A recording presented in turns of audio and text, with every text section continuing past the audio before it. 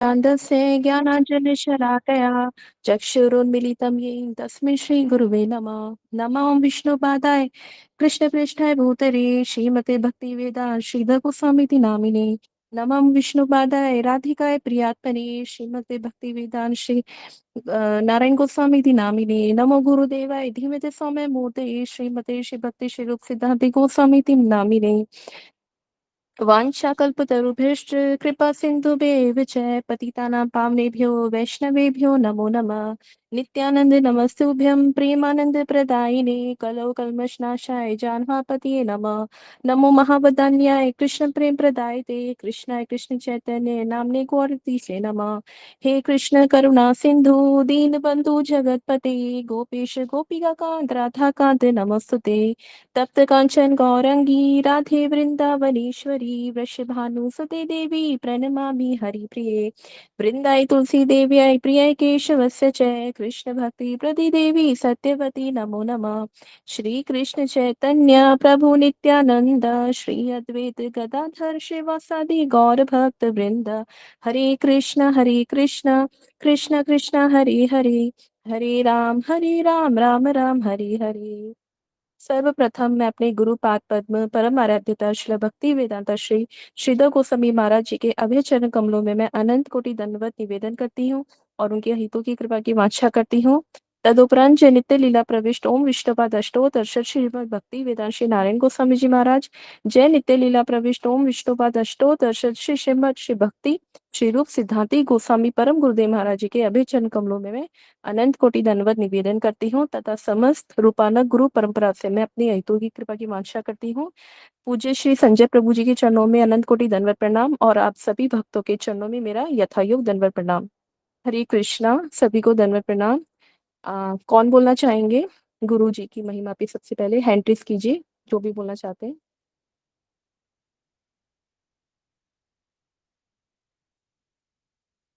जी, अनुराधा दीदी आप स्टार्ट कीजिए। हरे कृष्णा दीदी। दी ज्यादा तो कुछ नहीं, बस थोड़ा बहुत ही बोलने का प्रयास करूंगी। बस दीदी थोड़ा सा ही बोल दीजिए, गुरुदेव तो इसी में प्रसन्न हो जाएंगे। बस सोनी की महिमा के बारे में हम कुछ बोल सकें तो वही बहुत बड़ी बात है दीदी। तो शुरू करती हूँ मैं। हरे कृष्णा, सभी को दंडवत प्रणाम और प्रणाम भी कर लेती हूँ। गुरुवे गौरचंद्राय राधिकाय तदालय कृष्णाय कृष्ण भक्ताय तद भक्ताय नमो नमः। नमो विष्णुपादाय कृष्ण प्रेष्ठाय भूतले श्रीमते भक्ति वेदांत श्रीधर गोस्वामी ते नामने। वांछा कल्पतरुभ्यश्च कृपा सिंधु एव च पतितानां पावनेभ्यो वैष्णवेभ्यो नमो नमः। वृंदाय तुलसी देव्याय प्रियाय केशवस्य च कृष्ण भक्ति प्रदे देवी सत्यवत्ते नमो नमः। श्री कृष्ण चैतन्य प्रभु नित्यानंद श्री अद्वैत गदाधर श्रीवासादि गौर भक्त वृंद। हरे कृष्ण कृष्ण कृष्ण हरे हरे हरे राम राम राम हरे हरे। हरे कृष्ण कृष्ण कृष्ण हरे हरे हरे राम राम राम हरे हरे। हरे कृष्णा। सर्वप्रथम मैं अपने गुरुदेव श्री श्रीधर गोस्वामी गुरु महाराज के चरणों में दंडवत प्रणाम करती हूँ। तत्पश्चात नित्यानंद महाप्रभु के चरणों में दंडवत प्रणाम और अपने शिष्य गुरु श्यामानंद प्रभु के चरणों में दंडवत प्रणाम, अनंत कोटि दंडवत प्रणाम और सभी वैष्णव के चरणों में दंडवत प्रणाम। हरे कृष्णा। गुरुदेव की महिमा। हमारे जीवन में गुरु का बहुत महत्व है, क्योंकि हम जो भी कुछ कर रहे हैं, हमें हमारे अंदर अगर ज्ञान भी है और वो ज्ञान गुरु के द्वारा नहीं है तो वो ज्ञान भी व्यर्थ है। हमें गुरु के आश्रित होकर ही ज्ञान प्राप्त करना चाहिए, क्योंकि गुरु एक शब्द ऐसा है, वो बाहरी शब्द है। बाहरी का मतलब ये नहीं कि उसमें वजन मतलब ऐसे भारी है। बाहरी मतलब वो ब्रह्मांड को संभालने वाला, सारे जो पृथ्वी के जीव हैं उन्हें गुरु ही संभालता है। गुरु के ही आश्रित रह के जीव आगे बढ़ सकता है। और उनके गुरु की महिमा इतनी है कि गुरु के नख की जो नख होते हैं गुरु जी के, उनकी भी बहुत बड़ी महिमा है। गुरु जी के नखों की जो चमक है वो मणि के समान है। उनकी उनसे ऐसा प्रकाश ज्योति निकलती है कि वो सारे जगत को प्रकाशित करती है। हम जो चरण स्पर्श करते हैं, अगर गुरु के नख को हम स्पर्श करके उनका आशीर्वाद लेते हैं, तो वो हमारे हृदय में प्रकाशित होता है। उनकी नख की जो रोशनी होती है, हमारे मन के जो मन कपट, जो हमारे मन में कपट होता है, वो सब नष्ट हो जाता है।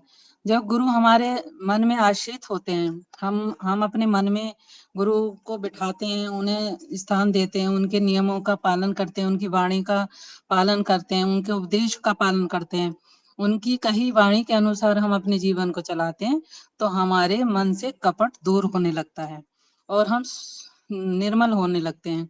और जब हम निर्मल होंगे और हमारा मन स्वच्छ होगा, मन निष्कपट होंगे, तो भगवान हमारे हृदय में वास करना करेंगे, क्योंकि गुरु ने हमें उस लायक बनाया है। भगवान के पास समीप पहुंचाने के लिए मार्ग जो हमें बताते हैं, हमारे गुरुदेव ही बताते हैं। उनकी कृपा से ही हम गुरु को प्राप्त कर, मतलब भगवान को प्राप्त कर सकते हैं, क्योंकि भगवान किसी के अपराध क्षमा नहीं करते, पर जो गुरु के आश्रित होते हैं, तो भगवान एकदम उसके जो अपराध होते हैं या गलती हो जाती है, तो उसे भी क्षमा कर देते हैं, क्योंकि भगवान भक्तों की कृपा से ही हमें अपनी कृपा देते हैं।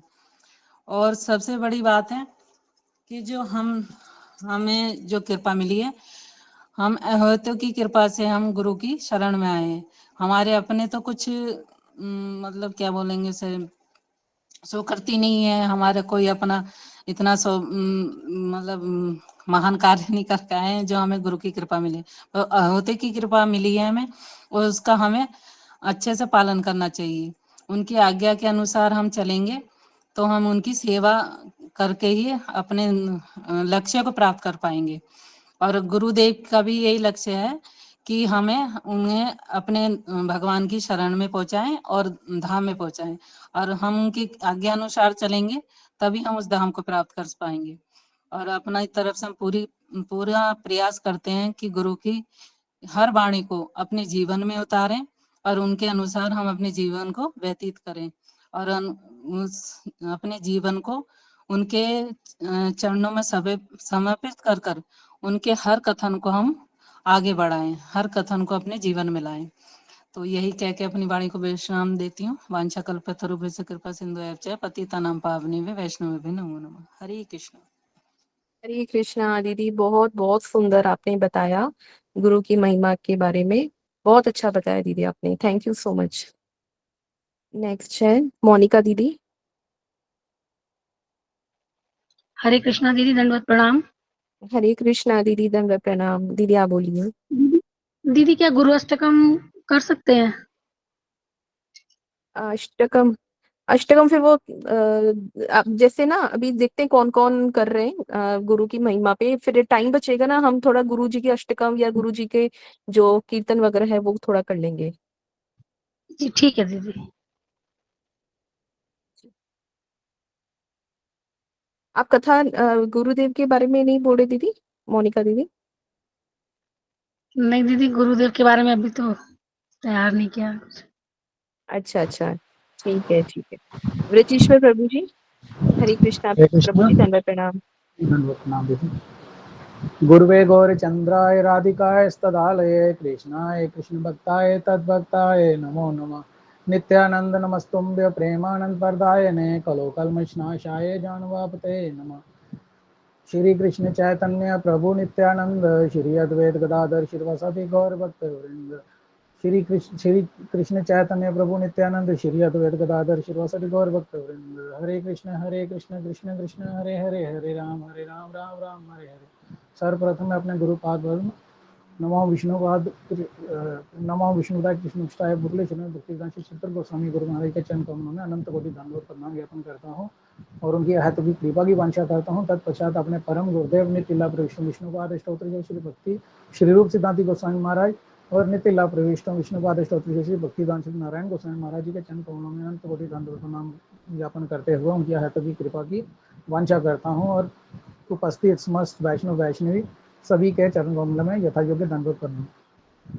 जैसा कि सभी जानते हैं, कल गुरु पूर्णिमा है और गुरु पूर्णिमा किसके नाम के उपलक्ष्य पे बनाई जाती है, वो है व्यासदेव जी। व्यासदेव जो हैं, इस गुरु पूर्णिमा पे व्यासदेव की पूजा होती है।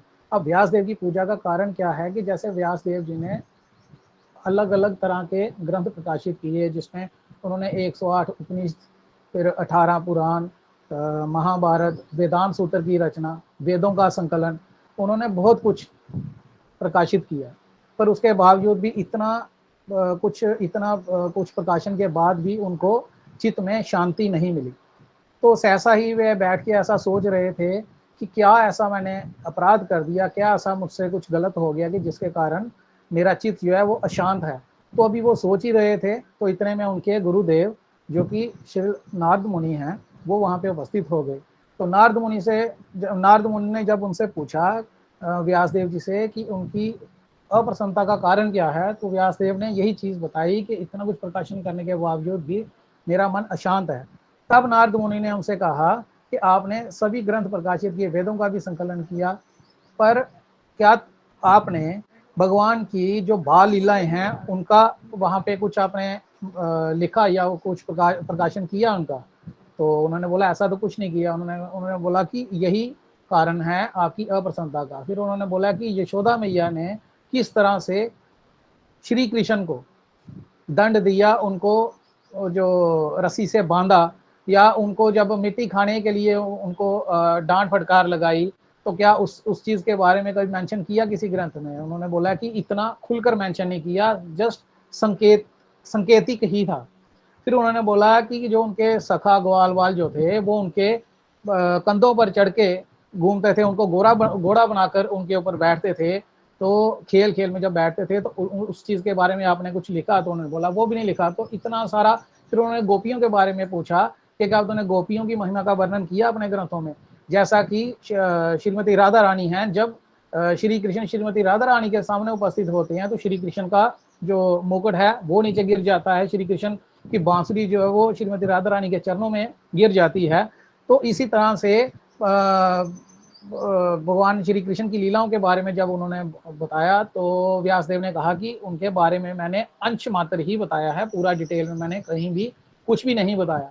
तब उनके गुरुदेव श्री नारद मुनि ने उनसे कहा कि आप ऐसा कीजिए कि एक ग्रंथ प्रकाशित कीजिए जिसमें भगवान श्री कृष्ण की लीलाओं का ही वर्णन हो, जिसमें भक्ति की प्रधानता और भक्ति कैसे पाई जाए, जो ठाकुर जी के भक्त हैं उनकी महिमा का वर्णन करो, तब जाके तुम्हें कुछ लाभ हो पाएगा। तो व्यासदेव जी ने फिर श्रीमद् भागवतम जब प्रकाशित किया, तब उनको पूर्णता जो प्रसन्नता है वो अनुभव हुई, और उसके बाद ही उनका जो ऋषि मुनि थे उनमें उनका नाम अग्रगण्य लिया गया। तो व्यासदेव का इतना ठाकुर जी की सेवा को लेके इतना कुछ होने के कारण ही उनका हर साल व्यास पूजा के रूप में ये गुरु पूर्णिमा मनाई जाती है। अब बात आती है गुरु की। तो गुरु है क्या? हम गुरु क्यों पूजते हैं, गुरु को क्यों धारण करते हैं? अब जैसा कि सभी जानते हैं, हम लाइफ की किसी भी स्टेज में हो, जन्म से ही हमें किसी ना किसी की आवश्यकता होती है। तो सबसे पहले जब किसी शिशु का जन्म होता है तो उनके पहले गुरु जो हैं उनके माता पिता होते हैं, जो उनको चलना सिखाते हैं, बोलना सिखाते हैं। फिर थोड़ी अगली स्टेज पे जब वो स्कूल आदि जाना शुरू हो जाता है तो स्कूल के जो उनके शिक्षक होते हैं वो उनके गुरु होते हैं। फिर थोड़ा और आगे जाता है, कॉलेज यूनिवर्सिटी में भी गुरु होते हैं। फिर जब वो अपनी कहीं जॉब में आता है तो वहाँ पे भी उनके मेंटर होते हैं, वो भी गुरु होते हैं। पर ये सारे गुरु भौतिक गुरु होते हैं। तो भौतिक गुरु तो जरूरी होते ही हैं, पर सबसे ज्यादा जरूरी आध्यात्मिक गुरु होते हैं। तो आध्यात्मिक गुरु जो हैं ये कौन है? इनको शास्त्रों में कृष्ण पृष्ठ कहा गया है। जो श्री कृष्ण के सबसे प्यारे हैं वही गुरु होते हैं। और एक्चुअल में गुरुदेव कौन है? ये श्रीमती राधा रानी की जो करुणा शक्ति है, श्रीमती राधा रानी की करुणा ही गुरु के रूप में हमारे समक्ष आती हैं, जो एक इंटरमीडिएटर हैं हमारे और भगवान के बीच में। क्योंकि हम बद्ध जीव, हमारे अंदर इतनी कैपेसिटी नहीं है कि हम डायरेक्ट भगवान को पालें या भगवान के चरणों को पालें। तो इसके लिए गुरुदेव गुरु धारण करने ही पड़ते हैं। जब तक गुरु धारण नहीं करेंगे हमें भगवान के चरण नहीं मिल सके, भगवान की सेवा नहीं मिलेगी और भगवान का प्रेम भी नहीं मिल सकता। तो हम यहाँ पे भौतिक जीवन में अज्ञानता में जी रहे हैं और अज्ञानता को अंधकार भी कहा गया है। तो गुरुदेव जो हैं वो प्रकाश बन के हमारे लाइफ में आते हैं और हमारे जो भी अज्ञानता है उसको दूर करते हैं। अब जैसे अब बात करते हैं हम अपने गुरुदेव की, तो मेरे अपने गुरुदेव ओम विष्णुपाद अष्टोत्तर शशील भक्तिदान श्रीधर गोस्वामी जो हैं वो मेरे गुरुदेव हैं। अब हम गुरुदेव के बारे में थोड़ा जानने का प्रयास करेंगे, जो थोड़ा बहुत हमने भक्तों से सुना हुआ है। तो हमारे गुरुदेव, इनके पूर्व आश्रम का नाम राजू था। तो इनका जन्म बेंटापुर नामक जिले में हुआ, जो कि उड़ीसा में है। और जगन्नाथपुरी का तो सभी को पता है, जगन्नाथपुरी से हार्डली 30 to 45 मिनट्स का ही डिस्टेंस है इनके, जहाँ पे इनका जन्म हुआ, जहाँ पे ये रहते थे। तो बड़े ही समृद्ध परिवार में इनका जन्म हुआ। इनके पिताजी लैंडलॉर्ड थे, जमींदार थे, और 5 भाई थे गुरुदेव। ये 5 भाई थे और सब गुरुदेव 5वें नंबर के थे, सबसे छोटे गुरुदेव ही थे। गुरुदेव पढ़ने में भी बहुत मेधावी हुआ करते थे, हमेशा क्लास में प्रथम श्रेणी में ही आया करते थे, फर्स्ट क्लास में ही फर्स्ट ही आया करते थे। और गुरुदेव इन्होंने संस्कृत का जो व्याकरण होता है उसमें गुरुदेव हमारे गोल्ड मेडलिस्ट हैं। ये भी शायद हमारे ग्रुप में कम ही लोग जानते होंगे। तो सहसा गुरुदेव ने कभी हमारा वहाँ पे परम गुरुदेव का जगन्नाथपुरी में एक मठ है, चित्र विचित्र गौड़ीय मठ। तो हमारे गुरुदेव ने जब उस मठ के बारे में सुना तो एक बार ऐसे ही कहीं उन्होंने परम गुरुदेव की कथा सुन ली। तो कथा से वो इतना प्रभावित हुए कि एक दिन वो घर पे बताए बिना ही अपने साइकिल पे अपना चित्र विचित्र गौड़िया मठ में पहुंच गए। तो वहां पे जब उन्होंने परम गुरुदेव से बात की, उन्होंने बोला कि मैं यहाँ पे रहना चाहता हूँ, मुझे भी यहाँ की सेवा दीजिए। परम गुरुदेव से कहा उन्होंने। तो परम गुरुदेव ने बोला कि हमें कोई इसमें ऑब्जेक्शन नहीं है, आप कभी भी आ जाओ और यहाँ पे सेवा करो। तो गुरुदेव ने जब अपने घर पे बात की, घर वालों ने तो ऑब्जेक्शन रेज करना शुरू कर दिया। गुरुदेव के पिताजी, उन्होंने बिल्कुल भी इनको अलाउ नहीं किया गौड़िया मठ जाने के लिए। पर गुरुदेव स्कूल से या कॉलेज से जब भी इनको मौका मिलता तो चुपके से ये गौड़िया मठ में आ जाते। तो एक दिन जैसे ही गुरुदेव गौड़िया मठ में जा रहे थे, चित्रविचित्र गौड़िया मठ में, तो गुरुदेव के जो परिवार के सदस्य हैं उन्होंने इनका पीछा किया कि ये हमेशा बिना बताए कहीं जाते हैं, तो जाते कहाँ पे हैं। तो परिवार वालों ने जब पीछा किया, उन्होंने देखा ये तो गौड़िया मठ में जा रहे हैं, जिनके लिए हमने इनको स्ट्रिक्टली मना किया था। तो उन्होंने गुरुदेव को वहां से घर ले आए। जब घर पहुंचे तो गुरुदेव ने अपने पिताजी से कहा, पिताजी मेरे जो आपने गौड़िया मठ देखा, इतना बड़ा गौड़िया मठ है। जिन लोगों ने जगन्नाथपुरी में चित्र गौड़िया मठ देखा होगा उनको तो पता ही होगा। तो उन्होंने बोला, पिताजी ये गौड़िया मठ जो है इतना बड़ा गौड़िया मठ है, और जो वहाँ के गुरु हैं उन्होंने कहा है कि अगर तुम इस गौड़िया मठ में रहना शुरू कर दोगे तो हम ये गौड़िया मठ आपके नाम पे कर देंगे। तो उनके पिताजी ने जब ये चीज सोची कि यहाँ पे रहने से ही गौड़िया मठ इनके नाम हो जाएगा, तो उनके पिताजी मान गए। उन्होंने उनको डेली बेसिस पे वहां पे गौड़िया मठ में जाने के लिए अलो कर दिया। तो गुरुदेव ने पिताजी से कहा कि पिताजी आना जाना तो रहेगा, पर आने जाने से गुरुदेव जो हैं वो प्रसन्न नहीं होंगे, तो मुझे आप वहां पे रहने की अनुमति दीजिए, तभी तो गौड़िया मठ मेरे नाम पे कर देंगे गुरुदेव। तो उनके पिताजी ने लो कर दिया। तो गुरुदेव ने जब वहां पे रह के सेवा करना शुरू कर दी, तो वहां पे चित्रविचित्र गौड़िया मठ में क्या है कि जगह जगह ठाकुर जी की लीलाओं के चित्र बने हुए हैं। कहीं दामा बंदन लीला का चित्र है, कहीं कालिया नाग जो उनका था दमन का लीला का जो चित्र है, इस तरह से अलग अलग चित्र है। तो गुरुदेव की सेवा क्या दी परम गुरुदेव ने कि जब भी कोई बाहर से गौड़िया मठ में कोई दर्शन करने के लिए आता, तो गुरुदेव उन डिवोटीज को, जहाँ जो भी अगर भक्त नहीं भी बने थे, उनको भी वहां पे जाके वो चित्र दिखाते और उन चित्र के ऊपर जो ठाकुर जी की कथाएं लीलाएं होती उनके ऊपर कथा सुनाते, जिससे लोगों का जो मन था वो भक्ति में लगना शुरू हो जाए। इस कारण वो ऐसा करते थे और ऐसा हुआ भी। गुरुदेव के वहां पे कथा करने के कारण बहुत लोग वहां पे भक्त बने। अब गुरुदेव का क्या है, गुरुदेव की वाणी ये तो सभी जानते ही हैं, इतनी मीठी वाणी है कि गुरुदेव को जो नाम वहां पे दीक्षा के बाद नाम मिला वो रसानंद मिला। रसानंद, परम गुरुदेव ने गुरुदेव को रसानंद नाम दिया, क्योंकि परम गुरुदेव कहते थे कि तुम जब कथा करते हो तो तुम्हारी कथाओं से रस जो है वो बरसना शुरू हो जाता है। अब गुरुदेव जब गाते हैं, गुरुदेव का गला भी इतना सुंदर है कि कितनी मीठी उसमें ध्वनि में वो अपनी कथाएं सुनाते हैं और कीर्तन गाते हैं। तो परम गुरुदेव ने जैसे ही गुरुदेव वहां पे सेवा करना शुरू हो गए, तो परम गुरुदेव ने फिर इनको श्लोक लर्निंग की भी सेवा दे दी।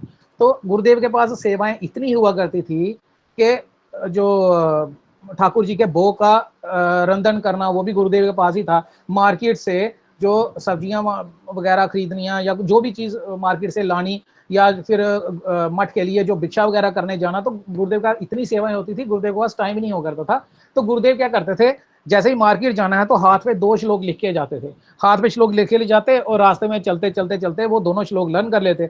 जब दूसरी बार मार्केट जाते तो फिर दूसरे श्लोक लिख लेते। तो इस तरह से गुरुदेव अपने जो भक्ति है उसमें आगे बढ़ते रहे। तो गुरुदेव ने जब मठ ज्वाइन किया, उसके 2 साल के बाद ही परम गुरुदेव गोलोक धाम में चले गए। तो अब गुरुदेव को लगा कि अब तो मैं बेसहारा हो गया हूँ। तो गुरुदेव ने जब किसी भक्त से सुना कि जो हमारे परम गुरुदेव भक्तिवेदांत नारायण गोस्वामी महाराज हैं, तो उन्हीं के पास चला जाए। तो गुरुदेव ने फिर वहाँ से जगन्नाथपुरी से शिफ्ट हो गए मथुरा मठ में, जहाँ पे हमारे परम गुरु नित्यलाभ विष्णुवाद स्तोत्र श्री भक्तिवेदांत नारायण गोस्वामी महाराज वहाँ पे रहते थे। तो गुरुदेव ने नारायण गोस्वामी महाराज को ही अपना शिक्षा गुरु मान लिया और उन्होंने गुरुदेव को अपना शिक्षा शिष्य मानना शुरू कर दिया और गुरुदेव को वहाँ पे भी सेवाएं दे दी। तो गुरुदेव की निष्ठा देखकर परम गुरुदेव ने हमारे गुरुदेव को रूप सनातन गौड़िया मठ, जिन्होंने देखा होगा वृंदावन में है, तो रूप सनातन गौड़िया मठ का इंचार्ज बना दिया, प्रेसिडेंट बना दिया। अब गुरुदेव को रूप सनातन गौड़िया मठ में जब हम सीढ़ियां चढ़ के ऊपर जाते हैं, गुरुदेव को जो रूम अलाट हुआ वो इतना छोटा रूम था कि एक ही बंदा उधर सो सकता था। पर गुरुदेव ने उस चीज के लिए भी कभी ऑब्जेक्शन नहीं रेज की कि गुरुदेव मुझे छोटा रूम है, मुझे यहाँ पे अलग अलग एक्टिविटीज करनी होती हैं। तो कोई भक्त भी आते हैं, मतलब भक्त तो नहीं कह सकते उस टाइम, तो कहते हैं कि जैसे कोई बाहर से आ रहा है मिलने के लिए, तो उनके बैठने के लिए भी इतनी जगह नहीं हो पाती थी। पर गुरुदेव ने कभी ऐसी ऑब्जेक्शन रेज नहीं की। जबकि हम लोग जैसे कभी हमें परिक्रमा में जाना पड़ता है, रजिस्ट्रेशन तो हम करा देते हैं 5,000 5,000 7,000 10,000 जो भी हम पे करते हैं, हम ये सोच के करते हैं कि हमने ये दिया है, हमारा जन्मसिद्ध अधिकार है कि हमें एसी रूम चाहिए। अगर एसी नहीं है तो वेल फर्निश्ड रूम होना चाहिए, बाथरूम जो है वो चकाचक होना चाहिए, खाने पीने की हमें मतलब best of the best facility मिलनी चाहिए। ऐसा गुरुदेव हमेशा कहते हैं कि हमें ऐसी सोच नहीं रखनी चाहिए, क्योंकि हम परिक्रमा में जाते हैं अपनी साधना के लिए, अपनी भक्ति बढ़ाने के लिए, पर हम वहां पे जाकर अपराध कर देते हैं। तो ये गुरुदेव की लाइफ से हमें ये टीचिंग मिलती है कि हमें भजन पे ध्यान देना चाहिए और किसी पे नहीं। तो अब रूप सनातन गौड़िया मठ में सारा कारोबार गुरुदेव के ऊपर आ गया। सुबह से लेकर शाम तक मार्केट भी देखनी है, भिक्षा भी करनी है, जो रंधन था वो भी गुरुदेव करते थे। गुरुदेव जैसी रसोई कोई और बना ही नहीं सकता था। तो परम गुरुदेव जो भक्ति नारायण गोस्वामी महाराज कभी रूप सनातन गौड़िया मठ में जब भी आते तो यही कहते, रसानंद तुम्हारी जीवा के ऊपर भी मतलब जीवा में भी रस ही रस है और तुम्हारी वाणी में भी रस ही रस है। तुम्हारा अगर जो लगाया हुआ ठाकुर जी को जो भोग है उसका महाप्रसाद कोई खाता है तो उसको भी रस आता है, और जो कोई तुम्हारा कीर्तन आदि सुनता है, तुम्हारी कथा आदि सुनता है, तो उसको भी रस ही मिलता है वहां पे। पर उसमें निष्ठा भी कैसे दिखी, हमारे गुरुदेव हर रोज वृंदावन से मथुरा जाते थे श्री केशव जी गौड़िया मठ में परम गुरुदेव की कथा सुनने। तो परम गुरुदेव ने देखा कि इनको तो कथा सुनने में भी बहुत रुचि है और कथा करने में भी बहुत रुचि है। तो परम गुरुदेव ने एक दिन हमारे गुरुदेव को बुलाया और कहा, रसानंद तुम कभी भी कथा करनी नहीं छोड़ना, कुछ भी हो जाए तुमने कथा करनी ही करनी है, जितनी कथा हो सके तुम इतनी करना, इससे तुम्हारी भक्ति भी बढ़ेगी और जिसके आगे तुम कथा करोगे वो भक्त डेफिनेटली बनेगा। तो ये किसी गुरु का किसी शिष्य के आगे ये चीज कहना ये बहुत बड़ी बात होती है। तो इसी कारण हमारे गुरुदेव भी हमें कहते हैं कि तुम लोग कथा करो, पर हम लोग इतने नालायक हैं, हम हेजिटेशन में ही रहते हैं कि गलती हो गई तो कोई क्या कहेगा या कुछ भी। यहाँ पे हम संजय प्रभु के सामने कथा नहीं कर पाते हैं, तो गुरुदेव के सामने कब कर पाएंगे, है। तो इसके आगे जब हम चलते हैं तो इस तरह से चलते चलते एक जब हमारे परम गुरुदेव नारायण गोस्वामी महाराज जो भक्तिवेदांत नारायण गोस्वामी महाराज, इन्होंने 2010 में जब वो लोग चले गए अपनी लीला यहाँ से संपन्न करने, नित्य लीला में जब वो प्रवेश पा गए, तो उससे पहले उन्होंने हमारे गुरुदेव ने उनसे पूछा कि गुरुदेव आपका अभीष्ट है क्या, मनोभीष्ट है क्या आपका। तो परम गुरुदेव ने बोला कि थ्रू आउट लाइफ मेरे 3 ही मनोभीष्ट रहे हैं और उसके बाद भी रहेंगे। तो गुरुदेव ने उनसे जब पूछा तो उन्होंने बोला 3 P, 3 Ps। पहला पी क्या हुआ कि मैं ये चाहता हूं कि परिक्रमा जो है, ये परिक्रमा में आने वाले डिवोटीज हर साल बढ़ते ही जाएं, परिक्रमा कभी बंद ना हो। दूसरा, जो प्रकाशन, मतलब ग्रंथों का प्रकाशन जो है ये कभी रुकना नहीं चाहिए, जितना ज्यादा बढ़ सकता है ये इतना ज्यादा बढ़े। और तीसरी चीज है प्रचार। तो उन्होंने उस टाइम पे भी गुरुदेव से कहा कि तुम, जैसे मैंने पहले भी तुम्हें बोला है कि तुम कथा करना कभी बंद मत करना, तो तुम्हारा कंठ इतना सुंदर है, तुम भागवत कथा इतनी करो कि हर जगह तुम्हारा प्रचार खुले रूप में चलता ही रहे। तो वही चीज है, गुरुदेव ने परम गुरुदेव के मनोभिष्ट को अपनी लाइफ का एक ऐसा पार्ट बना लिया। आप सबने भी देखा होगा, गुरुदेव के पास आधे घंटे का भी फ्री टाइम नहीं होता। गुरुदेव जब भी देखो पहले ही शेड्यूल आ जाता है, इतनी देर से इतनी देर यहाँ पे सप्ताह होगा, भागवत सप्ताह, फिर यहाँ पे होगा, फिर यहाँ पे होगा, थ्रू आउट लाइफ। तो थोड़ा सा टाइम जब मिलता है तो गुरुदेव कहीं फॉरेन में चले जाते हैं, वहां से आते हैं तो आगे किसी और एक्टिविटीज में शुरू हो जाते हैं। कथा, भागवत कथा, प्रचार, प्रकाशन, हर जगह गुरुदेव की इन्वॉल्वमेंट 100% रही है और आगे भी चलती रहेगी। तो एक बार क्या हुआ, जो हमने भक्तों से सुना हुआ है, नवद्वीप में परिक्रमा में रात को जो वहां पे दो तरह का प्रसाद होता है, प्रसाद सेवा होती है, एक बंगाली भक्तों के लिए और एक जो हम हिंदी भाषी हैं। तो बंगाली भक्त जो थे वहां पे कुछ हो गया, अब एग्जैक्टली मुझे पता नहीं है कि क्या हुआ, तो उनको प्रसाद सेवा में बहुत परेशानी आई। तो उनके जो बंगाली भक्तों के कुछ लीडर भी होते हैं, तो जैसे किसी मठ का इंचार्ज, एक मठ का इंचार्ज, दो मठ का इंचार्ज, तो इस तरह से जो उनके लीडर थे वो बहुत गुस्से में गुरुदेव की तरफ आए। अब परिक्रमा के हेड तो गुरुदेव ही होते हैं हर जगह मोस्टली, तो गुरुदेव के पास आए बड़े से गुस्से में। तो वहां पे हमारे जो जगन्नाथ प्रभु जी हैं जयपुर वाले, तो वो गुरुदेव के पास थे। तो गुरुदेव ने जो 4-5 लीडर थे उनको अपने रूम में बुला लिया। तो जगन्नाथ प्रभु को बोला कि आप दरवाजा बंद कर दो। अब वो इतने जो लीडर थे, भक्ति ही थे वो भी, तो वो इतना बढ़ के आए हुए थे। तो गुरुदेव के, जैसे वो गुरुदेव के पास है, गुरुदेव ने बिल्कुल शांत स्वभाव के साथ उनको बोला, ये लीजिए मिठाई जो है ये लीजिए।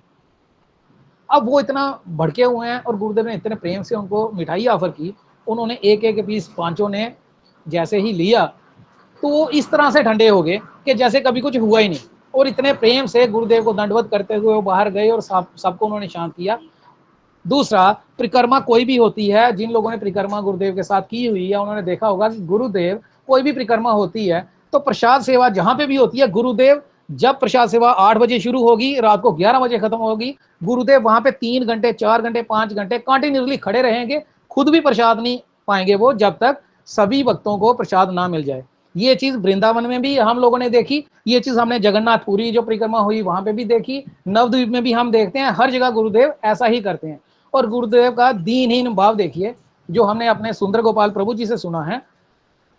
एक बार जगन्नाथपुरी जो परिक्रमा तो नहीं कह सकते, बस अलग अलग जगह पे दर्शन के लिए जाना था, तो भक्तों ने हमारे गुरुदेव से कहा कि गुरुदेव एक बस हायर कर लेते हैं, तो हम लोग उस बस में ही 3-4 दिन अलग अलग लीला स्थलियों पे घूमने जाएंगे।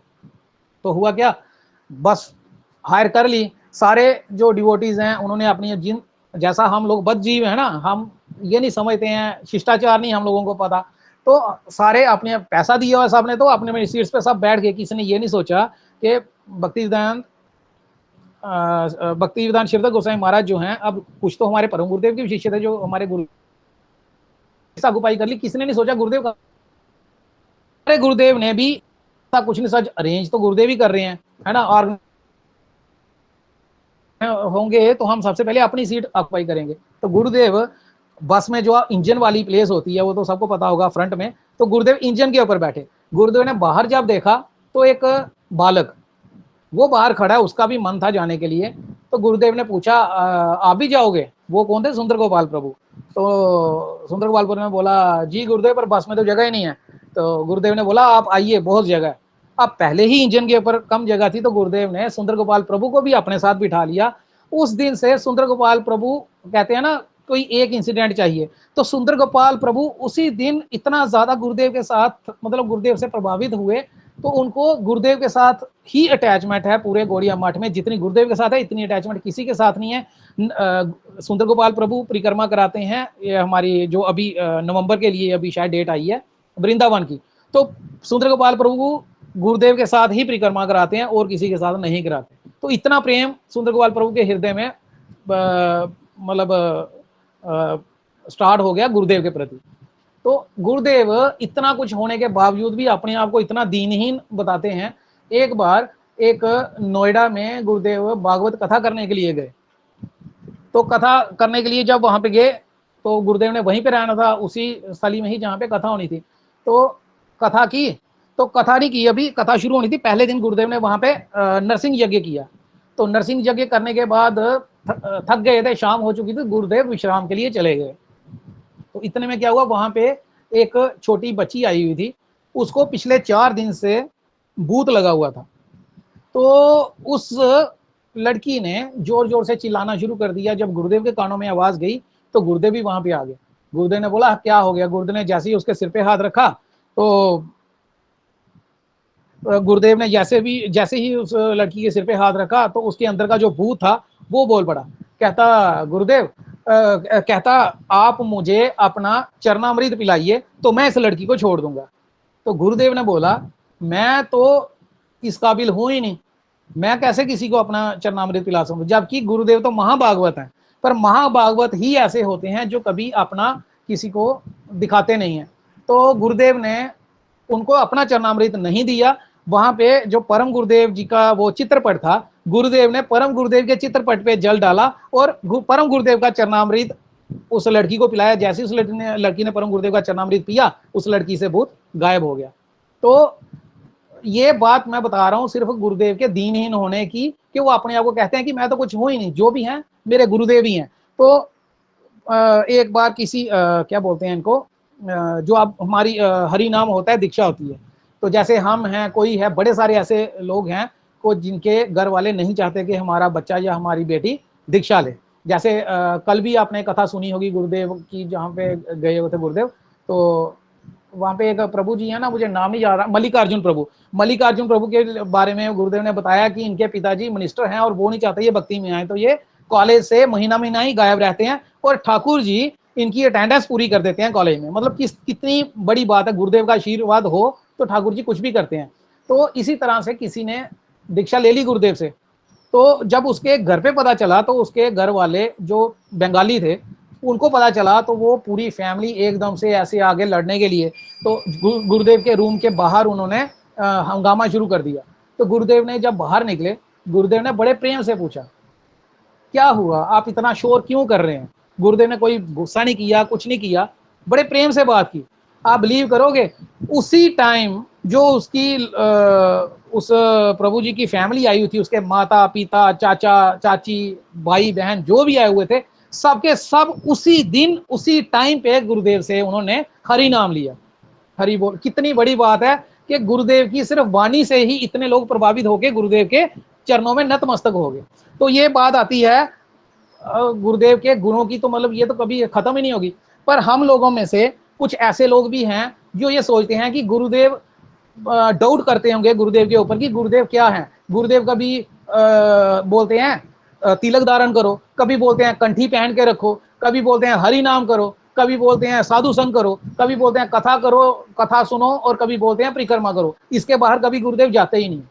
बट इसके आगे लाइफ ही यहीं से शुरू होती है। जिसने ये सारे काम कर दिए उसने गुरुदेव के हृदय में अपना स्थान पा लिया, चरणों में स्थान पा लिया, मतलब हृदय में ही स्थान पा लिया। तो वहीं से गुरुदेव की कृपा शुरू होती है। एक एग्जाम्पल से समझेंगे, जैसे एक टीचर है, वो पढ़ा रहा है 5th स्टैंडर्ड की क्लास में, ठीक है। अब 5th स्टैंडर्ड वाले सोचें कि ये जो टीचर है ये सिर्फ 5th स्टैंडर्ड तक ही जानता है, इसके आगे इसको भी कुछ नहीं पता। तो ये तो स्टूडेंट्स की गलत धारणा होगी ना। अब जो 5th को पढ़ा रहा है वो 6th 7th 8th 9th 10th सभी को पढ़ा सकता है, पर उसको पता है 5th का स्टैंडर्ड कहां तक है, उनका लेवल कहां तक है, वो उस लेवल पे अपने आप को लाके वहीं से उनको पढ़ाना शुरू करता है। इसी तरह से गुरुदेव को पता है हम लोगों का अधिकार कहां तक है। गुरुदेव हम लोगों के अधिकार के लेवल तक उतर के, जैसे महादेव कादम्बनी ग्रंथ है ना हमारे परम गुरुदेव ने जो ट्रांसलेशन की हुई है, वो विश्वनाथ चक्रवर्ती ठाकुर पाद का ग्रंथ है। तो उस पर आप ये चीज समझोगे, जो महाभागवत है वो अपने आप को पहले मध्यम अधिकारी के लेवल तक लाएगा, तभी वो हमारे पर कृपा कर सकता है। क्योंकि जो उच्च अधिकारी है ना, जो श्रेष्ठ भक्त होते हैं, वो यही सोचते हैं कि जिस लेवल पे हम हैं उसी लेवल पे सब हैं। तो उस तरह से वो किसी के ऊपर कृपा नहीं कर सकते। तो इसलिए जो उच्च अधिकारी है वो पहले मध्यम अधिकारी के लेवल पे आके ही हमारे पर कृपा करते हैं। उनको पता है हमारा स्टैंडर्ड कहाँ तक है, वो उस स्टैंडर्ड पे पहुंच के हमारे पर कृपा करते हैं। और जैसे ही उनको लगेगा, जैसे हमारे परम गुरुदेव हैं, उनके शिष्य काफी ज्यादा एडवांस कर चुके थे, इसलिए हमारे परम गुरुदेव श्रीमती राधा रानी की जो रासलीलाओं की कथाएं हैं ये अपने शिष्यों को बताते थे। पर हमारा अधिकार अभी वहां तक नहीं है। पर इसका मतलब ये भी नहीं है कि गुरुदेव जानते कुछ नहीं, गुरुदेव सब कुछ जानते। क्योंकि कोई समझे या नहीं समझे, मैं सबको कहता हूं कि हमारे गुरुदेव मंजरी हैं। ना मुझे नहीं पता, पर गुरुदेव मंजरी हैं, ये आपको आने वाले टाइम पे पता चलेगा। तो इतना कहकर ही मैं गुरुदेव के चरणों में साष्टांग दंडवत प्रणाम करते हुए, आप सभी डिवोटीज के चरणों में दंडवत प्रणाम करते हुए अपनी वाणी को विश्राम देता हूँ। हरे कृष्णा। दंडवत प्रणाम। वांछा कल्पतरुभ्यश्च कृपा सिंधुभ्येव च पतितानां पावनेभ्यो वैष्णवेभ्यो नमो नमः। हरे कृष्णा। हरे कृष्णा प्रभु जी, हरि बोल। बहुत सुंदर, बहुत सुंदर प्रभु जी। सभी को बहुत पसंद आया, हमें भी बहुत अच्छा लगा। आपने ऐसी ऐसी बातें बताई जो पहले मैंने तो नहीं सुनी अपने गुरुदेव के बारे में। बहुत अपने ऐसी जानकारी दी और सभी को बहुत अच्छा लगा। सभी बताइए सबको कैसा लगा प्रभु प्रभु जी जी की। और बता दीजिए हरे कुछ, कृष्ण। आपको और भी बहुत नॉलेज होगी सुंदर है, गुरुदेव के मुझे बारे में। बहुत सुंदर हरि लगा, बहुत अगर सुंदर और भी हरि नॉलेज है तो बोल। बताइए, बहुत सुंदर। और भी और बता दीदी, दीजिए प्रभु जी। मुझे लग रहा अच्छा है लग रहा प्रभु है जी गुरुदेव के बोलते ही बारे रहे, में। सुनते ना। गुरुदेव एक का मिनट प्रभु जी आप बोलते ही रहिए, सुनाते ही रहिए। गुरुदेव का जितना हम सुनते जाएंगे, जितना ज्यादा सुनते जाएंगे, इतने ज्यादा हमें लगेगा कि भूख हमारी और बढ़ गई है। गुरुदेव की महिमा कभी शब्दों से मतलब हम बयान कर ही नहीं सकते, है ना। तो इसलिए जितना है, यही कहना चाहूंगा कि जो भी गुरुदेव हमें इंस्ट्रक्शंस देते हैं वो हमें ठाकुर जी का, क्या बोलते हैं, जैसे गुरुदेव का हमें आदेश होता है तो वैसे ही उसको ठाकुर जी का ही आदेश समझना चाहिए। क्योंकि गुरुदेव और ठाकुर जी में कोई डिफरेंस नहीं है। गुरुदेव जो हैं ये हैं तो दोनों, क्या बोलते हैं इनको, एक वर्ड मेरे दिमाग में नहीं आ रहा, भगवान के जय प्रभु। दोनों ही वो हैं, भगवान ही हैं। एक जय जो है, भगवान। एक विषय कोटि है, विषय कोटि भगवान है, और दूसरा आश्रय कोटि भगवान है। ठाकुर जी विषय कोटि भगवान है और गुरुदेव आश्रय कोटि भगवान है दोनों भगवान ही। तो हमें भगवान ने, अब देखो एक चीज और मैं जो कहना चाहता था मेरे माइंड से निकल गई। गुरुदेव कभी भी ये नहीं कहेंगे आप चाय पीना बंद कर दो, आप नॉनवेज खाना बंद कर दो। गुरुदेव, आपने सुना कभी गुरुदेव ने ऐसा कहा किसी को? गुरुदेव हमेशा यही चीज कहते हैं, हमें चाय नहीं पीनी चाहिए, आपको चाय नहीं पीनी चाहिए, नॉनवेज नहीं खाना चाहिए, आपको लहसुन प्याज नहीं खाना चाहिए। गुरुदेव ऐसा क्यों करते हैं? क्योंकि एक बार गुरुदेव ऐसा कह दें कि आपको चाय नहीं पीनी चाहिए, आपको चाय नहीं पीनी है, तो वो हो गया आदेश। तो आदेश अगर हम नहीं मानेंगे तो वो गुरु अवज्ञा हो जाएगी। गुरु अवज्ञा होगी तो डेफिनेटली हम नरक में जाएंगे। पर मैंने पहले ही कहा गुरुदेव कौन है? श्रीमती राधा रानी की करुणा। तो जब जो श्रीमती राधा रानी की करुणा है तो वो क्या हमें नरक में जाने देंगी? इसलिए गुरुदेव हमें कहीं कभी नहीं कहते, गुरुदेव हमेशा यही कहते हैं करना चाहिए, सबको करना चाहिए, इस तरह से।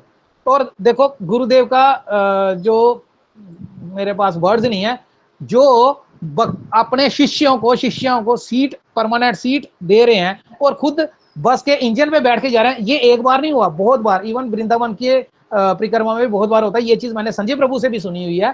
तो गुरुदेव इंजन के ऊपर जो बैठ के जा रहे हैं, तो उनका आप बखान कर सकते हो क्या शब्दों में? हरे कृष्ण। हरि बोल, बहुत सुंदर प्रभु जी। प्रभु जी कुछ नेक्स्ट। और हरे सुनाइए कृष्ण। ना, और हरे कृष्ण। और हरे भी कृष्ण। सुना एक दीजिए कुछ। चीज एक चीज और, कभी भी भूल के भी गुरुदेव तक ये बात मत पहुंचाना कि हम लोगों ने गुरुदेव की महिमा का वर्णन किया है। गुरुदेव नाराज होते हैं, गुरुदेव अपने बारे में कुछ भी सुनना पसंद नहीं करते। यही महाभागवत जो होते हैं उनकी निशानी होती है, वो अपने बारे में कुछ नहीं सोचते, अपने बारे में कुछ भी सुनना पसंद नहीं करते। वो कहते हैं कि मेरे गुरु वर्गों के बारे में बताओ, मेरे जो गुरु परंपरा है इनके बारे में बताओ, मेरे बारे में कुछ नहीं। इवन सिंपल सी बात है, गुरुदेव कथा कर रहे थे जगन्नाथपुरी में जब हम परिक्रमा में थे। अब गुरुदेव, जो लोग परिक्रमा में गए हैं आपने देखा होगा, गुरुदेव पसीने से पूरे तरीके से भीग रहे हैं, नहाना भी कम होता है। ये समझ लो कि वो परमानेंट नदी में ही खड़े हुए हैं पानी में, इतना पसीना था। तो मैंने और एक राधा रमन प्रभु हैं हमारे साथ, तो हमारे पास वो फैन होता है ना, वो प्लास्टिक वाला जो छोटा सा, तो मैंने ना फैन झुलाना शुरू कर दिया गुरुदेव को। गुरुदेव ने जब पीछे मुड़ के देखा तब तक राधा रमन प्रभु ने मेरे से छीन लिया था। तो मैं डांट से उस टाइम बच गया। तो गुरुदेव ने राधा रमन प्रभु को बोला, हे बंद करो इसको। तो मैंने सोचा शायद इसके ना हिलाने की आवाज आ रही है, फिर राधा रमन प्रभु ने बंद कर दिया। तो मैंने राधा रमन प्रभु से लिया, तो मैंने फैन चलाना शुरू कर दिया। तो गुरुदेव ने डांट के बोला, आपको समझ नहीं आती है, मत करो, उधर इतने डिवोटी हैं उनको जाके पंखा करो, मुझे करने की जरूरत नहीं है। तो ये हैं गुरु। आपको मार्केट में पैसा ठगने वाले गुरुदेव ले। हाँ, एक और आपको छोटा सा इंसिडेंट बता देता हूँ। जो महाभागवत होते हैं वो कभी भी भेदभाव नहीं करते। ये मेरे शिष्य हैं, ये दूसरे महाराज जी के शिष्य हैं, ये तीसरे महाराज जी के शिष्य हैं। एक बार रूप सनातन गौड़िया मठ में गुरुदेव बैठे हुए थे अपने रूम में। ये कुछ ही सालों की बात है, 5-7 साल, परिक्रमा का ही टाइम चल रहा था, परिक्रमा का टाइम चल रहा था। तो वहाँ के पुजारी जो हैं, लोग जानते होंगे, यहाँ पे भी भक्त जानते होंगे, रूप सनातन गौड़िया मठ में जो पुजारी की सेवा है वो भरत प्रभु करते हैं। तो परिक्रमा का टाइम चल रहा था, शाम के टाइम पे भरत प्रभु आए हमारे गुरुदेव के पास। अब भरत प्रभु शायद पूज्य माधव महाराज जी के शिष्य हैं या किसके, हमारे गुरुदेव के शिष्य नहीं है वो, इतना मुझे पता है। तो वो हमारे गुरुदेव के पास आए, कहते महाराज जी आपसे एक प्रार्थना थी। तो गुरुदेव ने बोला कहिए। कहते मुझे ना आपसे थोड़े से पैसे चाहिए। गुरुदेव ने बोला मेरा जहाँ पे बेड लगा है वो जहाँ पे पिल्लो होता है, पिल्लो के नीचे पड़े हैं, ले लो। तो भरत महाराज ने हमारे गुरुदेव से कहा, महाराज जी थोड़े से पैसे नहीं चाहिए, मुझे बहुत पैसे चाहिए। उन्होंने बोला, मैंने बोल तो रहा हूँ जितने चाहिए ले लो। उन्होंने बोला महाराज जी मुझे 60,000 चाहिए, मुझे श्रीमती राधा रानी की ड्रेस लेनी है। ठीक है, तो इतना कहा। तो गुरुदेव ने बोला भाई मैंने मना किया, मैंने तुम्हें बोला है पिल्लो के नीचे पड़े हुए हैं, जाके ले लो। गुरुदेव ने पहले उसमें इंस्टेंट में भी ये नहीं पूछा कि किसके लिए चाहिए, उन्हें बोला जितने चाहिए ले लो। ये कितनी बड़ी बात होती है, 60,000। और गुरुदेव ने बिना सोचे समझे, उनको पता है ये भक्त हैं, अपने लिए तो मांगेंगे नहीं, ये भी ठाकुर जी की सेवा के लिए मांगेंगे। तो गुरुदेव ने उनको बोला ले लो, उन्हें ले लिया। एक बार गुरुदेव यूरोप जा रहे थे, उनको रास्ते में प्यास लगी, पर आप बिलीव करोगे गुरुदेव के पास पानी खत्म हो गया था। गुरुदेव ने, जैसे आज 15 रुपए की 20 रुपए की पानी की बोतल मिलती है, गुरुदेव 12 घंटे तक प्यासे रहे, उन्होंने अपने लिए 20 रुपए खर्च नहीं किए, अपने लिए उन्होंने 20 रुपए नहीं खर्च किए। गुरुदेव कहते हैं कि जो भी मेरे पास है वो सब ठाकुर जी की सेवा में लगेगा, मैं अपने ऊपर कुछ नहीं लगाऊंगा। गुरुदेव का अपना कोई अकाउंट नंबर नहीं है, गुरुदेव अपने पास कैश रखते नहीं है, कुछ नहीं रखते। ये होते हैं गुरु। तो बहुत सारी ऐसी मतलब घटनाएं हैं, क्या क्या मैं बताऊं और क्या क्या रखूं, जो जो याद आता है वो मैं आपको बता रहा हूं। गुरुदेव की जितना हम कहेंगे इतना कम है, जितना हम कहेंगे इतना कम है। हाँ, एक और मैं आपको थोड़ी सी बता देता हूँ। आपने जो नितिला विष्णुवाद श्री भक्तिदान बामन गोसाई महाराज का सुना होगा। मथुरा मठ में परिक्रमा जब शुरू होनी होती थी तो उससे 2 दिन पहले वहां पे तैयारियां होती थी। पर उस जमाने में क्या होता था, अभी तो आपने देखा होगा टॉयलेट्स बड़े वेल फर्निश्ड होते हैं, इंग्लिश सीट्स भी होती हैं, ट्रेडिशनल सीट्स भी होती हैं। उन दिनों वो वाली सीट्स नहीं होती थी, वो ऐसे ही स्टेप्स बने होते थे। तो मैनुअली वहां से मल उठा के टोकरों में भर भर के दूर जाके फेंकना पड़ता था। तो हमारे वामन गोस्वामी महाराज सुबह 2 बजे 2:30 बजे उठ के अकेले ही वो सारा मल जो है 3-4 जो वहां पे टॉयलेट थे वहां से उठा उठा के अपने कंधे पे रख रख के टोकरियां, तो मल दूर जाके फेंकने जाते थे। अब जब परिक्रमा भी शुरू हो गई तब भी वामन गोसाई महाराज जी ऐसा ही किया करते थे। और यही चीज हमारे गुरुदेव ने भी की। यहाँ पे वृंदावन में परिक्रमा का टाइम था, ये नारायण महाराज जी के टाइम की बात है शायद। तो कहते हैं कि वहां पे ना टॉयलेट्स, अब जो मेन एग्जिट होता है टॉयलेट का वही ब्लॉक हो गया। अब सारे परेशान हो गए। बात थी ये कोई रात को 10 साढ़े 10 बजे की, जब पता चला कि टॉयलेट ब्लॉक हो गया। अब गुरुदेव ने सोचा कि इतने डिवोटीज, इतने महाराज जी और इवन परम गुरुदेव भी, इन लोगों ने तो सुबह टॉयलेट यूज करना है, तो कैसे करेंगे ये। पर किसी ने इस चीज के लिए बॉदर नहीं किया। हम जब हमारे गुरुदेव ने देखा रात को 12 बजे 12:30 बजे सब सन्यासी, सब ब्रह्मचारी, सब सो गए हैं, हमारे गुरुदेव ने रात को 1:30 बजे एक वो क्या बोलते हैं तार वगैरह लेके, और 2.5 घंटे लगे गुरुदेव को वो जो ब्लॉकेज थी वो क्लियर करने के लिए। तो आप सोचो टॉयलेट की ब्लॉकेज भी हमारे गुरुदेव ने अकेले वहां से क्लियर की। तो ये है हमारे गुरुदेव। गुरुदेव का मैंने जैसे मैंने बोला, गुरुदेव को पसंद नहीं है कि मेरे ऊपर कोई बखान करे मेरी लाइफ के ऊपर, बट मैंने इसलिए बताया है, हम गुरुदेव की कथाएं सुनेंगे ना इस तरह की, तो हमारे दिल में इतनी श्रद्धा बढ़ेगी गुरुदेव के प्रति, हम कहेंगे कि हम अपना ब्लड देके, हम अपना जीवन देके गुरुदेव के आदेशों का पालन करेंगे। तो यही मेरी मंशा थी, इसी कारण मैंने जो थोड़ा बहुत रिकॉल किया हुआ था अपने पूज्यपाद श्री कृष्णदास प्रभु जी से, सुंदर गोपाल प्रभु जी से या जगन्नाथ प्रभु जी से, तो वही मैंने आपके सामने रख दिया। अब आगे किसी और को भी मौका दे दें दीदी। हरे कृष्णा, धन्यवाद प्रणाम। प्रभु जी क्या बोलूं मैं, मुझे शब्द ही नहीं है, समझ में नहीं आ रहा मैं क्या बोलूं। हरे कृष्णा। क्या बोलूं, गौरांगी रोने का मन करता है दीदी, रोने का मन। प्रभु जी ने मैंने प्रभु जी को कभी इतना बोलते हुए नहीं देखा। हमने लिटरली बहुत मेरी आंखों सारी में पानी आ रहा है प्रभु जी, लिटरली मेरे आंखों में पानी आ रहा है। अपनी ऐसी ऐसी बात बताई ना गुरुदेव के बारे में, सीरियसली मैं इसलिए ना कुछ बोल ही नहीं दीदी पा रही। सभी पूरी क्लास में सभी रो रहे होंगे इस समय, इतना मतलब गुरु की महत्ता ऐसी हमारे ऐसी बताई प्रभु हमारे जी। गुरुदेव ऐसे, हमारे गुरुदेव मतलब बिल्कुल भी मुंह से कुछ शब्द भी नहीं निकल रहे मेरे मुंह से, सीरियसली। धन्यवाद प्रभु जी, बहुत बहुत धन्यवाद आपका गुरु की महिमा बताने के। प्रभु जी आज तो हम आपके आभारी हो गए, हमें तो अपने गुरुदेव के बारे में कुछ पता ही नहीं था। सच बता रही हूँ, जो आपने आज हमें बताया है ना, हम आभारी हो गए। सही बोल रहे हो दीदी, सही बोल रहे हो। मैंने प्रभु जी को आज ही देखा है। हम 2-3 परिक्रमा साथ में कर चुके हैं। इतना बोलते हुए प्रभु जी को मैंने आज पहली बार देखा गुरु जी के बारे में। दीदी धन्यवाद मेरी प्रभु आज जी। भी नहीं बोला मैं, पता नहीं क्या हुआ बहुत आज ना। बहुत धन्यवाद। आज मैंने यहाँ से नहीं बोला, आज मैंने मतलब दिल से ही निकला जो भी निकला, ये सब गुरुदेव की सेवा में निकला है, गुरुदेव के चरणों की सेवा के लिए निकला है। आज पता बहुत नहीं बहुत कैसे धन्यवाद। निकला है, मैं ये खुद नहीं जानता। मैं इतना ओपनली और इतना कॉन्फिडेंटली कभी मैं बोल ही नहीं सका। आज पता नहीं कैसे गुरुदेव ने इतनी कृपा कर दी है। सब गुरुदेव की कृपा है प्रभु जी, उन्हीं से ही वही बुलवा रहे हैं, उन्हीं से ही आप बोल रहे हैं। हमारी खुद की कोई सामर्थ्य नहीं है कि हम कुछ कर सके, जो हम ये थोड़ा बहुत भी बोल रहे हैं ना, सब गुरुदेव की कृपा है, उनकी असीम कृपा है हम सब पे। हरि बोल। हरि बोल, हरि बोल, नेक्स्ट। पूरी गुरु हरि परंपरा के बोल लिए प्रभु हरि जी। बोल। सभी हरि बोल प्रभु जी, आपके सभी बहुत गुरुओं बहुत और को गुरुदेव सत के लिए सत हरि हरि कोटि बोल। कोटि नमन। बहुत सुंदर प्रभु जी, आपने बहुत बार अच्छी अच्छी बातें बताई गुरुदेव के बारे में। बहुत सुंदर प्रभु जी, हरि बोल।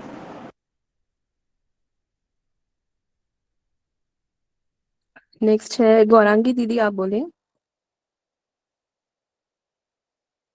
हरे कृष्णा। दीदी वो तो गलती से हो गया था।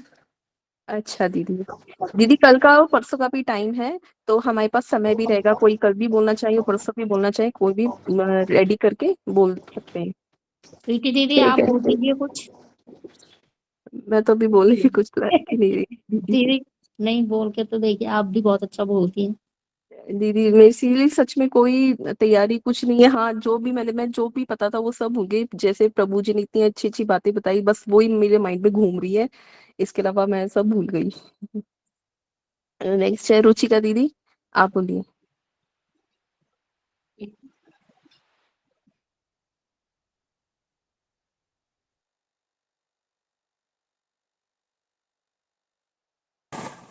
ये एक्चुअली ना मैंने देर अभी कनेक्ट किया था थोड़ी देर पहले, तो ये कौन से प्रभु गुरु जी के महाराज जी के बारे में बात हो रही थी? जी ये हमारे श्रील भक्ति वेदांत श्री श्रीधर गोस्वामी जी महाराज जी है ना, उन्हीं के। अच्छा अच्छा, हाँ उनसे तो मैं मिली हूँ 2 बार। जी जी उनके जी। बाद ठीक है हरे दीदी, कृष्णा। राधे। दीदी 1 मिनट, वीडियो नहीं ऑन हो रही, मैं दोबारा ज्वाइन करूँ अभी? 1 मिनट में हाँ वीडियो जी 2 हाँ सेकंड। जी हाँ जी, कर लीजिए आप।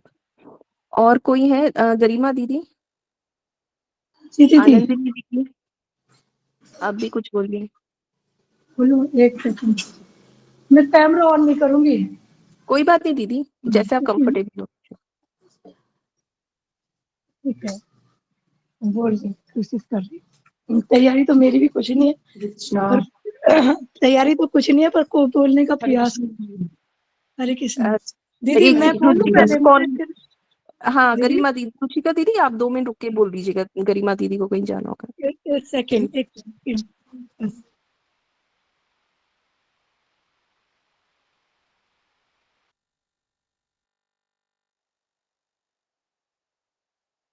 फिर मुझे थोड़ा सा मैं बिजी हूँ, तो मैं बोल लूँ दीदी पहले, है थोड़ा सा ही हाँ बोलूंगी, हाँ ज्यादा नहीं। हाँ जी बोलिए। ओम अज्ञानतिमिरान्धस्य ज्ञानाञ्जनशलाकया चक्षुर्मिलितं येन तस्मै श्री गुरुवे नमः। वाञ्छाकल्पतरुश्च कृपासिन्धुभ्यो च पतितानां पावनेभ्यो वैष्णवेभ्यो नमो नमः। तत्प्रथम अपने गुरुदेव ओ विष्णुपाद अष्टो तत्व भक्ति वेदांत सीधा गोस्वामी महाराज के अभय चरणों में 700 जन्म प्रणाम करते हुए उनसे हेतु कृपा की प्रार्थना करते हैं। तत्पश्चात अपने परम गुरुदेव ओम नित्य लीला प्रविष्ट विष्णुपाद अष्टो तत्व भक्ति श्री रूप सिद्धांति एवं नित्य लीला प्रविष्ट विष्णुपाद अष्टो तत्व भक्ति वेदांत नारायण गोस्वामी महाराज की भी अभय चरणों में 700 जन्म प्रणाम करते हुए उनसे भी हेतु की कृपा की वांछा करते हैं। संजय प्रभु जी और आप समस्त भक्तविंद के चरणों में मेरा यथायोग्य दंड प्रणाम। जैसा कि हम देखते हैं कि हमारे मन में प्रश्न आता है कि हम भगवान की डायरेक्ट भी तो सेवा कर सकते हैं, उनकी पूजा अर्चना कर सकते हैं, गुरु ग्रहण करना ही क्यों आवश्यक है। तो इसके विषय में गुरुदेव बताते हैं कि हमारा जो है ना भगवान से डायरेक्ट संबंध नहीं है। इसका क्या परिणाम है कि जो भगवान जो है हर युग में है, हर युग में आए हैं, सतयुग हो, कलयुग हो, द्वापर, त्रेता सब में आए और अपने धाम उन्होंने क्या किया कि जब भी आए भगवान उन्होंने केवल अपने धामवासियों का और अपने भक्तों का ही उद्धार किया। किंतु हम जैसे जो बच्ची जो उस समय भी वहां थे, उस समय भी किसी ना किसी रूप में कीट पतंगे के रूप में कैसे भी थे, तो हमारा उद्धार नहीं हुआ। तो अब हमारे उद्धार के बारे में किसने सोचा? हमारे उद्धार के बारे में आवाज क्लियर नहीं है। हरे कृष्णा, अब आ रही है आवाज क्लियर? हरे क्लियर कृष्णा, है, क्लियर है। क्लियर है दीदी। हमें तो क्लियर आ रही है। ठीक है, अभी मैसेज आया था ना कि आवाज क्लियर नहीं है। तो जी हमारे जी विषय में किसने सोचा? हमारे विषय में सोचा इन गुरु वर्ग ने। ये गुरु वर्ग जो है ये जिन्हें भगवान ने श्री राधा रानी ने अपने धाम से भेजा और इन्होंने आके हम पे डायरेक्ट कृपा की। तो इसमें बताते हैं कि कंठ उपनिषद है, उसमें एक श्लोक आता है, न आत्मा प्रवचे लभ्यो न मेध्या न बहुना सुनते यमे वैसे वर्णुते तेन लभ्यस्ते आत्मा विवृणुते तनु स्वाम। इसमें भगवान कह रहे हैं कि ना तो परम वस्तु जो है विषय वस्तु वास्तव वस्तु उसको ज्यादा तर्क करके या ना तो ज्यादा बुद्धि से उसको जाना जा सकता है, पांडित्य के द्वारा भी उसको नहीं जाना जा सकता। जैसे कि हम शास्त्र पढ़ लें, ग्रंथ पढ़ लें और उनको जान लें, तो किस प्रकार जाना जा सकता है? यमे वैसे वर्णुते तेन लभ्यो, जिसको मैं चुनता हूँ। यहाँ पे भगवान कह रहे हैं जिसको मैं चुनता हूँ वो उसके क्या करता हूँ, उसके अंदर अपने को प्रकाशित कर देता हूँ।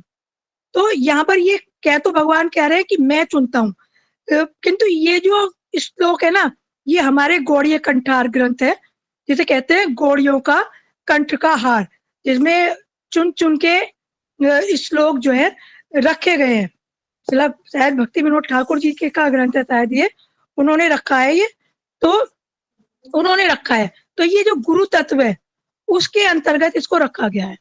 तो कहने का तात्पर्य कि यहाँ भगवान जो है वो गुरुदेव के माध्यम से कह रहे हैं कि जो गुरुदेव जिसे चुनते हैं उसे उसी को ही मैं जो हूँ उसके अंदर अपने आप को प्रकाशित करता हूँ। तो एक सेकेंड। तो जो जैसे कि बताते हैं गुरुदेव उदाहरण देते हैं कि जैसे कि बंदूक की गोली है, अगर उसे हम अपने हाथ से लेके फेंक के किसी को मारते हैं तो वो कुछ भी प्रभावित नहीं होगी, उससे किसी को हल्की फुल्की ही असर होगा। किंतु अगर उसे बंदूक में लगा के मारा जाए तो उससे क्या होगा, वो किसी की जान भी ले सकती है। तो उसी प्रकार ये हरि नाम है। जब ये हरि नाम हमें गुरुदेव के अनुगत्य में मिलता है तो इसका जो है बहुत अधिक प्रभाव होता है। इससे क्या है, हमें भगवान की प्राप्ति हो सकती है, भगवान के धाम की प्राप्ति हो सकती है। दूसरा उदाहरण गुरुदेव देते हैं बरगद के वृक्ष का, जिसका जो बीज है वो जब तक हम चाहे कितने भी प्रयास कर लें उसे उगा नहीं सकते। जब तक एक पक्षी जो होता है जब उसको खा लेता है और जब उसको जब उसके मल के द्वारा वो बीज जहां कहीं भी गिरता है, चाहे कि पत्थर भी हो, सीमेंट की दीवार भी हो, वहां वो उग जाता है। तो उसी प्रकार ये गुरु वर्ग है कि हमें जो एक सेकेंड, तो इसी प्रकार ये गुरु वर्ग है। एक सेकेंड डिस्टर्ब हो गया।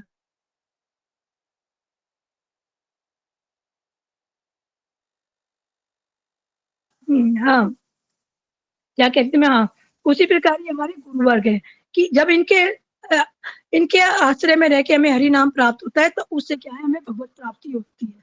गुरुदेव का इतना महत्व बताया गया है कि अगर कहते हैं कि गुरु से भवेत तुष्ट सत्य तुष्टो हरि स्वयं। अगर हमने गुरुदेव को संतुष्ट कर लिया, अगर हमसे गुरुदेव प्रसन्न हो गए तो क्या है, भगवान हमसे स्वयं ही प्रसन्न हो जाते हैं। इसलिए हमें क्या प्रसन्न करना चाहिए कि जो भी हमें गुरुदेव ने हमें आज्ञा दी है, जो उनका हमारे से जो उनका अभिष्ट है, वो जो हमसे चाहते हैं, हम उसको पूर्ण करने में अपना हर क्षण जो है हमारे साथ का, उसे हम व्यतीत करें। इतना ही कह के मैं अपनी वाणी को विश्राम दूंगी। वांछा करते वस्तु कृपा सिंधु बेचा पतितानां पावनेभ्यो वैष्णवेभ्यो नमो नमः। श्री गुरुदेव की जय। और इतना और कहना चाहूंगी, कल सबने बहुत अच्छी कथा की थी, पर मैं अपना व्यू नहीं दे पाई थी क्योंकि मैं बिजी थी। मैंने कान में बस ब्लूटूथ लगा रखा था और सबको सुन रही थी, पर सबने कल बहुत कमाल किया था। हरे कृष्ण। हरे कृष्णा। हरि बोल दीदी, आपने बहुत सुंदर बताया गुरु देव के बारे में। थैंक यू सो मच दीदी। नेक्स्ट है, कोई भी बताना चाहते हैं अपना हैंड रेस कीजिए। रुचिका दीदी आप बोलिए। गुरुवे गौरचंद्राय राधिकाय तदालय कृष्ण कृष्ण भक्ति तद्भक्ताय नमो नमः। जय श्री कृष्ण चैतन्य प्रभु नित्यानंद श्री अद्वैत शिवासादि गौर भक्त वृंद।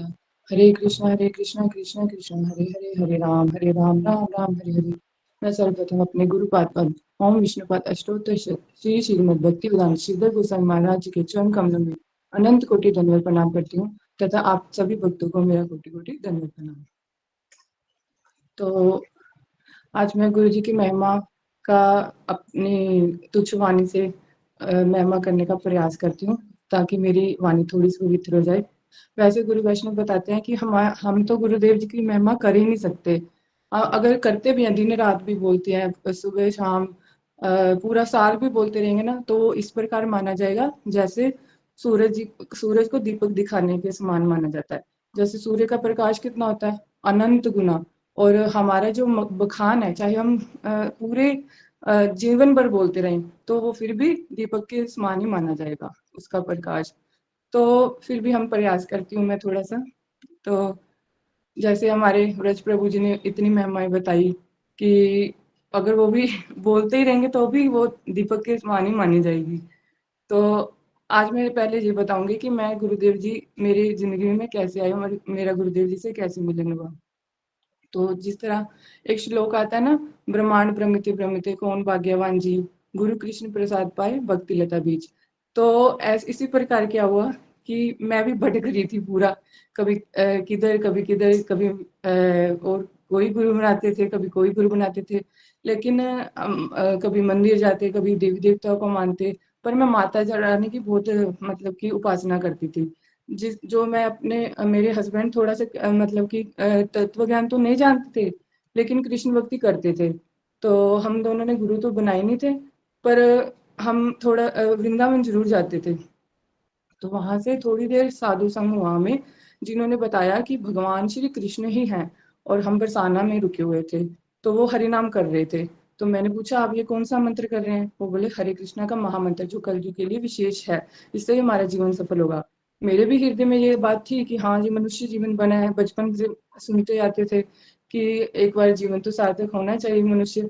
पर फिर भी हम क्या करते थे, भटके हुए थे पूरे, कि कभी किसी को मान लिया, कभी देवी माता को, कभी शिव जी को भगवान मान लिया, तो हम ऐसे ही चलते थे। तो मैंने पूछा कि अब मुझे क्या करना होगा? उन्होंने बोला कि तुम तो बरसाना में आई हो, तो राधा रानी से प्रार्थना करो। तो मुझे बड़ा धक्का सा लगा, क्योंकि मैं अपने आप को बड़ी भक्त मानती थी। जैसे हम देवी देवता के उपासक होते हैं ना, नित्य पाठ करते हैं, 12-15 साल से मैं डेली कुछ खाए बिना पाठ ही करती थी। पहले तो फिर ही कुछ खाती थी, या अपनी सारी पूजा अर्चना जो करके माता के प्रति फिर ही कुछ ग्रहण करती थी। तो अहंकार हो जाता है ना इंसान को कि हमारे से ऊपर कोई भक्त नहीं है। इसी प्रकार कुछ मैं भी ऐसे ही थी। तो मैंने पहले तो राधा रानी को यही प्रार्थना करी, पहले जाके जैसे बच्चे जाते हैं इस प्रकार प्रार्थना करी कि राधा रानी, जैसे मुझे जो लोग मिले हैं भक्त लोग, वो कह रहे हैं राधा कृष्ण भगवान है, और मैं कहती हूँ दुर्गा माता भगवान है। तो मैं तो बड़ी टेंशन में हूँ। और दूसरा ये भी बताते हैं हमारे गुरु भी सही नहीं है, वो हमें सोहम नाम जपने को कहते थे। तो धक्का तो लगता ही है बचपन से जिसको मान रही हैं तो एकदम से कहे चेंज होने के लिए।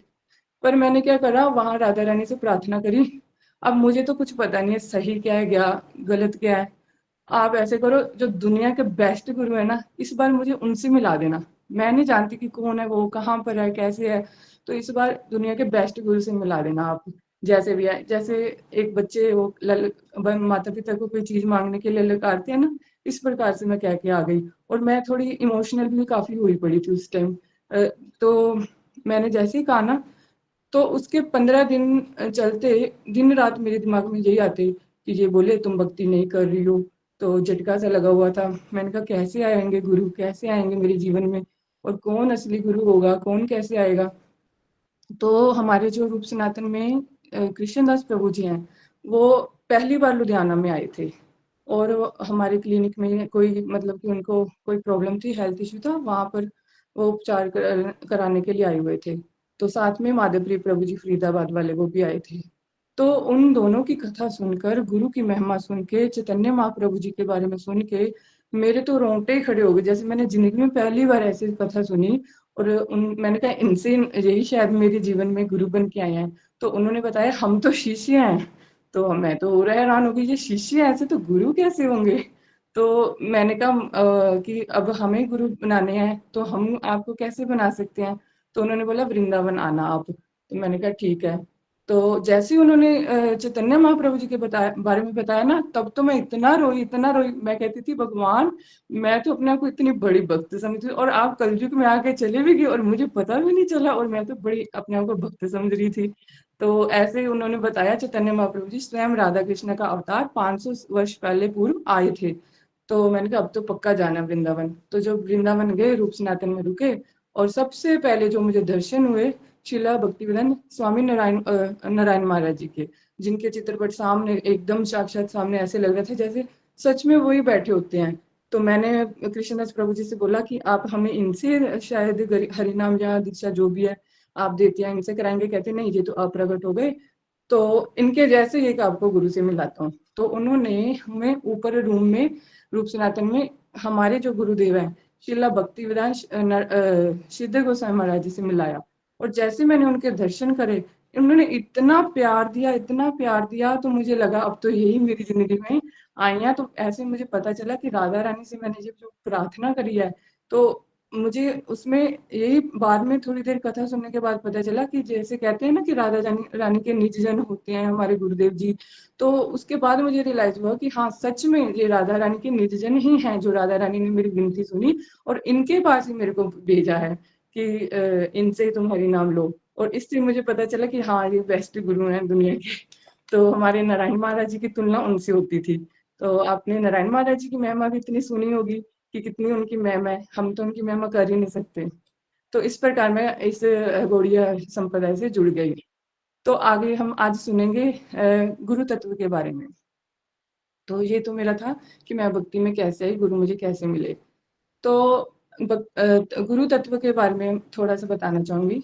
सबसे पहले जैसे हम सुनते हैं कि गुरु शब्द बना है गु तथा रू से।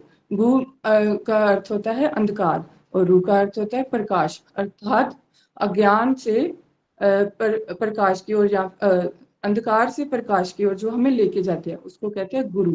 या फिर कह लो अज्ञान से हमें ज्ञान की ओर लेके जाते हैं, उन्हें भी कहते हैं गुरु। तो एक ही है दोनों। तो जो हमें इस हम जैसे अज्ञानता में है कि अपने आप को शरीर मानने लग गए हैं और सारी क्रियाएं करते हैं और ऐसे लगता है कि हम ये शरीर ही हैं, लेकिन नहीं। जो गुरुदेव होते हैं हमें इस चीज का ज्ञान देते हैं कि हम शरीर नहीं, हम आत्मा है, ऐसी शिक्षा हमें प्रदान करते हैं। तो जैसे भौतिक जगत में हम देखते हैं कि कितने सारे टीचर्स होते हैं स्कूल में, इंग्लिश के टीचर, हिंदी के टीचर, ये ऐसी भौतिक शिक्षाएं देने के लिए अलग अलग गुरु होते हैं। इसी प्रकार हमारे जो आध्यात्मिक होते हैं हमें आध्यात्मिक गुरु की भी आवश्यकता होती है हमारे आत्मा के ज्ञान को देने के लिए कि हम कौन है, हम कहाँ से आए, हम कैसे हैं। तो ये हमारे गुरुदेव सिखाते हैं हमें, तो सच्चे गुरु। तो ये थी तो गुरु हम। और गुरु के कितने प्रकार के होते हैं ये भी बताया है शास्त्र में कि गुरु को पहचानने के 2 लक्षण बताएं। एक होता है स्वरूप लक्षण, एक होता है तटस्थ लक्षण। स्वरूप लक्षण में क्या होता है कि वो उनको शास्त्रों का पूरा ज्ञान होता है और भगवान की अनुभूति होती है। और तटस्थता लक्षण क्या होता है, जिसमें उनको शास्त्रों का ही ज्ञान होता है बस। तो हमें स्वरूप लक्षण में भी देखने को मिलता है कि उसे शास्त्रों का ज्ञान अगर कुछ भी ना हो, अगर वो भगवान की अनुभूति ही क्यों ना हो, फिर भी वह स्वरूप लक्षण के गुरु माने जाएंगे, क्योंकि हमें जो भक्ति मिलेगी वो स्वरूप तत्व में मिलेगी, स्वरूप जिनका स्वरूप लक्षण है। तो जिसमें चाहे उनको शास्त्रों का ज्ञान ना हो, तो उनमें भगवान की अनुभूति जरूर होनी चाहिए। पर हमारे गुरुदेव कैसे हैं, जिनको शास्त्रों का भी पूर्ण ज्ञान है और पूर्ण उनको भगवान की भी अनुभूति है। ये आप तो ये सब सुन ही रहे हैं कि कैसे उनकी महिमा जो हम गा ही नहीं सकते।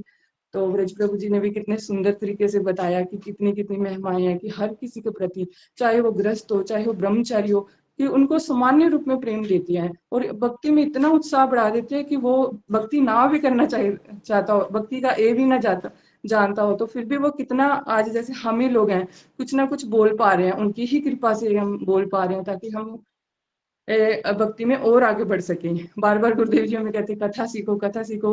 हम तो सीखते नहीं, अभी भी हम सीखने के लायक नहीं है, फिर भी उनके ही शिष्य द्वारा हम सीख रहे हैं। इसका मतलब साक्षात हमें गुरुदेव ही सिखा रहे हैं। तो हमें उनका जो महिमा है तो इस प्रकार कह रहे हैं प्रभु जी की करनी नहीं चाहिए, लेकिन हम अपनी वाणी को शुद्ध करने के लिए हम प्रयास करते हैं कि उनकी थोड़े वाणी महिमा करेंगे, हमारी तुच्छ वाणी थोड़ी पवित्र हो सकेगी और हमारा ध्यान भक्ति में लग सकेगा। तो आगे जो बताते हैं कि गुरु के पास कैसे जाना चाहिए हमें, तो भगवत गीता के अध्याय 4 के 36वां श्लोक में आता है। प्रभु जी 36वां के 34वां पहले ही बता रहा हूँ, मुझे थोड़ा डाउट है। आई थिंक 34वां जो भी है उसमें श्लोक आता है, तद विधि प्रणिपाते परिप्रश्ने सेव्या उपदेशयन्ति ज्ञानम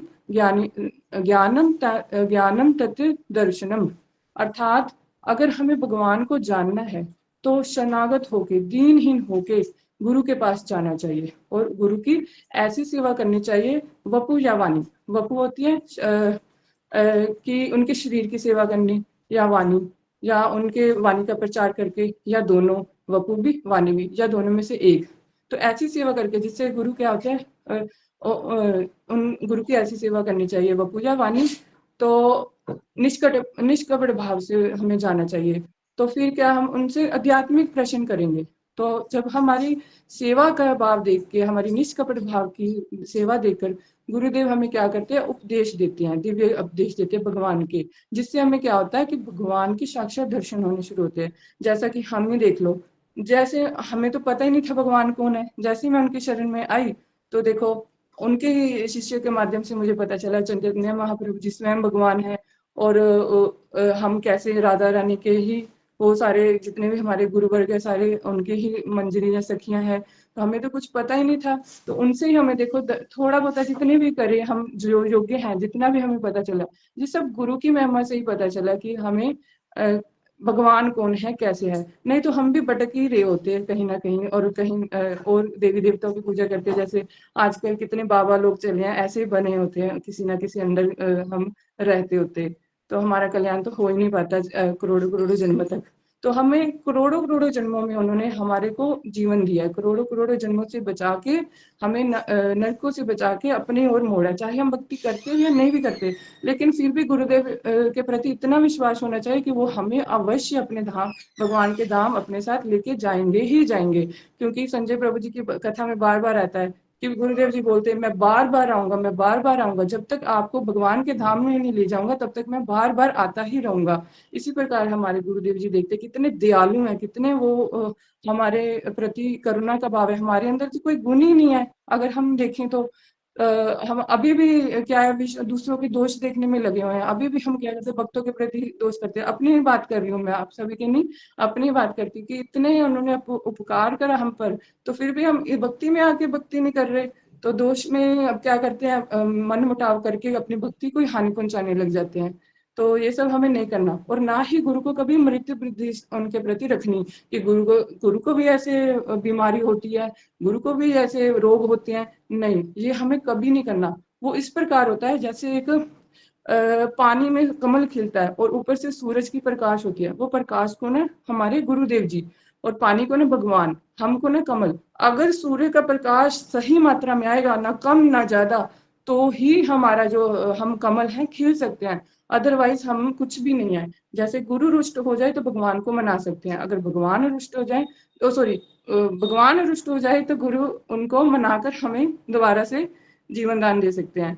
तो अगर गुरु रुष्ट हो जाए तो हमारा कोई उपचार नहीं है। इस प्रकार हमें गुरु के प्रति कभी अपराध नहीं करना चाहिए, कभी उनके लिए मृत बुद्धि नहीं रखनी चाहिए।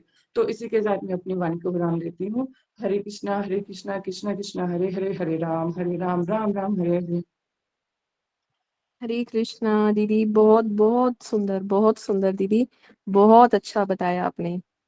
सभी एक से बढ़कर एक बोल रहे हैं, बहुत सुंदर सबका। दीदी मैंने कहा बोला, ये तो गुरुदेव ही बुला रहे हैं। दीदी बहुत बढ़िया, सच में बहुत बढ़िया लगा, बहुत अच्छा। बहुत अच्छा लगा। बहुत ही अच्छी थी। आज तो बड़ा अच्छा, ऐसे लग रहा है गुरु पर्व आज ही हम मना रहे हैं। जी जी, ऐसे धन्यवाद बस आप सोचते ही सबका। जाएं सबका। दीदी वो बोलते हैं ना, गुरु पूजा तो रोज ही करनी चाहिए, तो वो रोज ही हम कर रहे हैं। पर दीदी सही कह आज रही के हैं। दिन आप सभी नोट करना, शाम को जब आप हरि नाम करने बैठोगे ना, तो जब गुरुदेव का ध्यान करके बैठोगे आज, और आज के दिन पर्टिकुलरली आपको इतना आनंद आएगा, आपके एक्स्ट्रा माला भी हो जाएंगी। आप ये चीज नोट रखना मेरी आज। जी जी जी, जरूर बिल्कुल प्रभु जी, सही कह रहे हो। बिल्कुल। बिल्कुल। नेक्स्ट कौन है? नेक्स्ट है रागलिखा दीदी। हरे कृष्णा, सभी को मेरा दंडवत प्रणाम। मुझे ना ज्यादा कुछ नहीं बोलना, मुझे तो आज सच बता रही हूँ, अपने गुरुदेव के बारे में मैंने कभी इतना नहीं सुना, और आज जैसे मैं सबसे सुन रही हूँ ना, तो मुझे ऐसा लग रहा है कि शायद मेरा जीवन आज थोड़ा सा सफल हो गया। इस ग्रुप में आके, इस ग्रुप से जुड़ के, गुरुदेव से जुड़ के, वैष्णवों से जुड़ के, क्योंकि हम तो कहाँ पड़े हुए थे, तेरी मेरी में पड़े हुए थे। हम क्या करते थे, इसकी चुगली की, उसकी चुगली करी, यहाँ भागे वहां भागे। लेकिन आज पता चला है कि अब तक जो हमारा जीवन था ना, वो सारा का सारा व्यर्थ था। और आज सच में अब जो हम सब बोल रहे हैं ना, वो गुरुदेव की कृपा, संजय प्रभु जी ने जो हम पे मेहनत करी है। हम तो इस लायक भी नहीं थे कि एक शब्द, मैं अपनी बात करूंगी, मैं सबकी बात नहीं करूंगी, मुझे तो कुछ बोलना ही नहीं आता था, और आज भी नहीं आता। आज भी अगर मैंने जो क्लास में अपना नाम जो दिया था ना, आपको सच बताऊं तो, क्योंकि प्रभु जी ने एक बार बोला था कि ये गुरुदेव का मनोभीष्ट है कि सबकी सब कथाएं सीखे और करे, तो मुझे लगा कि मैं कुछ करूं ना करूं, अपनी कोशिश कर लूं। गुरुदेव की एक इच्छा है शायद, कि गुरुदेव चाहते हैं कि हम कुछ बोले, तो मैंने ये सिर्फ उनका आदेश मान के ना मैंने क्लास में ज्वाइन कर लिया। लेकिन मुझे पता था कि मैं इतने अच्छे अच्छे बोलने वाले, मैं ज्यादा कुछ बोल नहीं पाऊंगी। और आज जो सबसे सुना है ना अपने गुरुदेव के प्रति, इतनी सुंदर सुंदर शब्द सुनने को मिले, इतनी अच्छी अच्छी बातें उनके बारे में सुनने को मिली है। आज लग रहा है कि आज गुरुदेव के दर्शन तो मैंने बहुत बार किए हैं, लेकिन उनको पहचान नहीं पाई। अब पहचानने लगी हूँ। अब जैसे कथा में सुनती हूँ आप सबसे, आज जैसे मैंने सुना है ना, तो मुझे लग रहा है कि गुरुदेव को तो मैं बेशक कितने दिन पहले मैंने उनसे मिल ली हूँ, लेकिन मिलना तो मेरा अब हुआ है, अब से पहले नहीं हुआ मेरा मिलना। क्योंकि मैं जब फर्स्ट टाइम मिली थी गुरुदेव से, तो मैं भी ऐसी ही चली गई थी। एक दीदी थी, वो लेके गई थी, मेरा बिल्कुल मन नहीं था जाने का। और गुरुदेव जो उस टाइम पे गोकुल की परिक्रमा करके आए थे, और बहुत थके हुए थे। और जब हमने ब्रह्मचारी से पूछा, तो जो बाहर होते हैं उनसे पूछा, उन्होंने कहा कि नहीं नहीं, गुरुदेव थक के आए हैं, वो विश्राम कर रहे हैं। और सबका प्रसाद हो गया था। फिर भी हम जैसे तैसे करके गुरुदेव के कमरे तक पहुंच गए। तो जैसे ही दरवाजा खटखटाया, तो उन्होंने हल्का सा दरवाजा खोल के और कहा कि गुरुदेव विश्राम कर रहे हैं। लेकिन गुरुदेव ने फटाफट कहा, कौन है, आओ, आने दो इन्हें, आने दो। हम 4-5 थे और हम जाके बैठ गए। और जब हम जाके बैठ गए, तो गुरुदेव ऐसे बैठे हुए जैसे उनके चेहरे पे कोई भी थकान नहीं। उन्होंने कहा, गोवर्धन की परिक्रमा की? हमने कहा हाँ जी की। और हम उनके, मतलब उनका हमें कुछ भी नहीं पता था, हमने सही से उन्हें चरण स्पर्श भी नहीं किए। हम तो वही थे ना अपने संसारिक लोग, कि हम ही हम है बस, और कुछ नहीं। तो अपने अंदर बहुत गलतियां थी, बहुत त्रुटियां थी। तो गुरुदेव ने कहा, प्रसाद पाया? तो हमने रास्ते में बहुत कुछ ले लिया था। मैं कहा नहीं गुरुदेव, हमें भूख नहीं है। और उस टाइम पे प्रसाद भी हो गया था सबका। और लास्ट में जो ब्रह्मचारी थे, सिर्फ वो ही ले रहे थे प्रसाद। और कहा, कहाँ से आए हो? मैं कहा, हाँ गुरुदेव, दिल्ली से आए हैं। हमारा हरि नाम नहीं था, कुछ नहीं था, हम एकदम अनजान थे, किसी ने हमें मिलवाया भी नहीं। और क्या कहा गुरुदेव ने? कहा नहीं नहीं, पहले जाओ प्रसाद लेके आओ, प्रसाद पाओ पहले। और एक को बुलाया, उन्होंने कहा कि प्रसाद तो अब हो गया सबका। नहीं नहीं, ऊपर है, जाके जाओ, ऊपर लेके जाओ इन्हें। उन्होंने हमें प्रसाद दिया, जबरदस्ती हमें प्रसाद दिया, और पहले प्रसाद पवाया, उसके बाद दोबारा हमारा वेट किया। ऐसा नहीं, उन्होंने प्रसाद भी नहीं पाया गुरुदेव ने खुद तब तक। और जब हम गए तो उसके बाद गुरुदेव ने बिठाया, फिर हमें थोड़ा सा समझाया, हरि नाम के बारे में समझाया, कुछ हमसे बातें की। तो गुरुदेव का मतलब, मेरी हरि नाम, मैं माला नहीं लेना चाह रही थी, मैं पहले से माला से बच रही थी कि नहीं मैं हरि नाम नहीं लूंगी, माला नहीं लूंगी, क्योंकि मैं, हमारे यहाँ एक है गुजरों में मोहन बाबा की करते हैं कि नहीं मैं तो मोहन बाबा की करूंगी। लेकिन गुरुदेव से मैं इतनी इम्प्रेस हुई और मैंने ले ली माला। लेकिन गुरुदेव के प्रति श्रद्धा नहीं आई, आपको सच बता रही हूँ, क्लास में कि जो श्रद्धा होनी चाहिए थी ना, वो श्रद्धा नहीं आई। माला ले आए, टांग ली, एक दो माला कर ली। फिर जब इस क्लास से जुड़ी, जब पता चला, धीरे धीरे वैष्णव के बारे में पता चला, गुरुदेव के बारे में पता चला, और भक्ति के बारे में पता चला, महाप्रभु के बारे में पता चला, और आज और भी जाके गुरुदेव के बारे में आज और भी पता चला। तो मैं तो बहुत आभारी हो गई हूँ आप सबकी कि सच में गुरुदेव क्या है, आपके शब्दों से मैं समझ रही हूँ। और जो श्रद्धा, आज मैं रोई भी हूँ गुरुदेव के लिए। तो मैं आभारी हूँ आप सबकी। हरे कृष्णा। हरे कृष्णा दीदी एकदम सही बोल रहे हो। और हम भी जो, हम यहाँ पे जो महाप्रभु की धारा में हम यहाँ पे आए हैं ना, ये भी उन्हीं की कृपा से ही हम आए हैं। उन्होंने ही हमें चुना है यहाँ पे आने के लिए। हम गुरु की हमने गुरु धारण किए हैं, हम गुरु के अंतर्गत ये सब कर रहे हैं।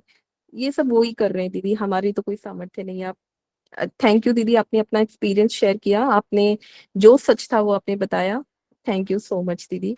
और हरे गुरुदेव हम पे, हरे कृष्णा प्रभु जी। हरे कृष्णा दीदी, अभी जैसे हम लोग कह तो रहे हैं गुरुदेव की महिमा का, जैसे तैसे जितना हमें पता है थोड़ा बहुत गान कर रहे हैं, बट ये मैं अपने लिए भी और आप सबके लिए भी यही चीज़ कहना चाहता हूँ कि महिमा का गान एक तो हो गया वाणी से, पर हमें गुरुदेव के मार्गदर्शन पे भी तो चलना चाहिए ना। अब जैसे गुरुदेव का आता है कि जब गुरुदेव रूप सनातन गौड़िया मठ में थे तो सारा दिन, जैसे मैंने बताया, वो सेवा में व्यस्त रहते थे, ठीक है। और रात को जब सारे ब्रह्मचारी सोए, गुरुदेव भी तब ब्रह्मचारी ही थे, तो जब सारे लोग मतलब विश्राम के लिए चले जाते थे, सो जाते थे, तो गुरुदेव, लाइटें साहब ने बंद कर रखी होती थी, तो गुरुदेव अकेले बैठ के हरिनाम करते थे। बाहर आके जो रूपसनाथ गौड़ी मठ का जो बरामदा है ना, बरामदे में आके वो जब करते थे कि अगर मैं जब करूंगा तो आवाज सुन के किसी की नींद डिस्टर्ब ना हो। देखो यहाँ पे भी दूसरे ब्रह्मचारियों का भी पूरा ख्याल करते हैं कि किसी की नींद ना डिस्टर्ब हो, क्योंकि सुबह उठ के सबकी सेवा होती है। और अपने आप को बिना पंखे के बरामदे में आके वहां पे, तब तो इतने फैन होते नहीं थे, बरामदे में भी फैन नहीं होता था, तो वहां पे बिना पंखे के वहां पे हरि नाम करते थे। पूरी पूरी रात गुरुदेव हरि नाम करते थे, और आज भी करते हैं। हम लोग देखते हैं गुरुदेव रात को 11-12 बजे तक तो भक्तों से मिलते रहते हैं जब परिक्रमा हो रही होती है, तभी का हमें एक्सपीरियंस है, हमेशा रहते नहीं उनके साथ। बट जब गुरुदेव रूम में अकेले होते हैं ना, तो ये चीज आप उस टाइम पे गारंटी मान के चलो, गुरुदेव जब रूम में अकेले होते हैं तो गुरुदेव कभी नहीं सोते। हमारे सामने सोने का वो अभिनय रचते हैं कि मैं सो रहा हूं, जब हम लोग उनके रूम में होते हैं। कई बार कहते हैं मैं थक गया, मैं विश्राम करने लगा हूं। तो गुरुदेव, जैसे अभी की मैं दिल्ली गया था गुरुदेव से मिलने, जब गुरुदेव वहां से आए थे रशिया से, तो गुरुदेव ने बोला कि अभी प्रसाद पाया। गुरुदेव ने तो कहते मैं थोड़ा विश्राम करूंगा, शाम को मेरी फ्लाइट है ऑस्ट्रेलिया की। तो हम लोग 10 मिनट बैठे, मैंने संजय प्रभु को बोला, प्रभु जी हम बाहर चलते हैं, ऐसे ही थोड़ी सी भी किसी का फोन भी बज जाएगा तो गुरुदेव की नींद डिस्टर्ब हो जाएगी। हम लोग सारे उठ के बाहर आ गए, पर आप बिलीव करोगे आधे घंटे के बाद कोई दूर से आया था, मुझे पता नहीं एग्जैक्टली, एक माता जी थे, एक प्रभु जी थे, वो गुरुदेव से मिलने आए। हमने बोला गुरुदेव तो भी विश्राम कर रहे हैं। तो थोड़ी देर में गुरुदेव ने पता नहीं किसको बोला, कुछ बोला, तो बाद में जब मुझे पता चला तो गुरुदेव अंदर माला कर रहे थे। तो देखो, गुरुदेव रात को पूरी पूरी रात माला करते हैं, और हम पूरी रात नहीं कर सकते, कम से कम इतना कर सकते हैं 10 बजे, 10:15 बजे संजय प्रभु जब क्लास कंपाइल करते हैं, उस टाइम के बाद अगर 1 घंटा भी हम जब कर लेना, वो भी एडिशनल ही होंगी हमारी 16 माला से। 1 घंटे में 8 माला तो हो ही जाएंगी। नॉर्मल रूटीन में अगर 16 कर रहे हैं तो 16 और 8 24 तो हो ही जाएंगी। तो इस तरह से आहिस्ता आहिस्ता आहिस्ता आहिस्ता हम गुरुदेव के उसमें आदेशों का पालन करते हैं। गुरुदेव हर एक को यही चीज बोलते हैं, मुझे तो 3 बार बोला, भजन बढ़ाओ, हरि नाम बढ़ाओ, हरि नाम बढ़ाओ। पर हम लोग अभागे हैं, ग्रस्त हैं इस भौतिकता में कि हम लोग सिर्फ सुनते हैं एक कान से और दूसरे कान से निकाल देते हैं। तो इसलिए हमें सबको हरि नाम बढ़ाना चाहिए। तो ये बढ़ेगा, डेफिनेटली बढ़ेगा, अगर हम हमेशा ये रखें। अब गुरुदेव का एक लेक्चर मैंने सुना था, गुरुदेव ने वहां पे क्या कहा, कुछ लोग कहते हैं सुबह गुरुदेव नींद नहीं खुलती, तो गुरुदेव ने वहां पे क्या कहा, अगर आपने टारगेट रखा है, आपको राधा दास्यम चाहिए, आपको श्री कृष्ण के चरणों की सेवा चाहिए, तो सुबह जब अलार्म भी बजेगा ना, तभी आपके माइंड में यही चीज आएगी कि हमें राधा दास्यम चाहिए, तो एकदम से नींद खुल जाएगी, एकदम से उठ जाओगे, सारी सुस्ती सारी नींद त्याग दोगे। तो गुरुदेव का एक एक वचन जो है वो इतना इतना इंपॉर्टेंट है कि अगर उसको हम एक लिख के एक लिस्ट बना लें और उसको जहाँ पे हम सोते हैं, जहाँ पे लिविंग रूम है, कहीं भी हम जहाँ पे ज्यादा टाइम अपना व्यतीत करते हैं, वहां पे उसको लगा दें, पेस्ट कर दें, वो बार बार हमारी नजर जाएगी, तो प्रभु अपने गुरुदेव के वचन कभी दिमाग से हटेंगे ही नहीं। जो भी मिलेगा हम उनको यही बताएंगे कि गुरुदेव ऐसा कहते हैं, ऐसा कहते हैं। जब उनको बताएंगे हमारे माइंड में फिर से जगह बना लेंगे, तो हम उसी के अकॉर्डिंगली अपना हरि नाम बढ़ाएंगे, भजन बढ़ाएंगे। हरे कृष्णा।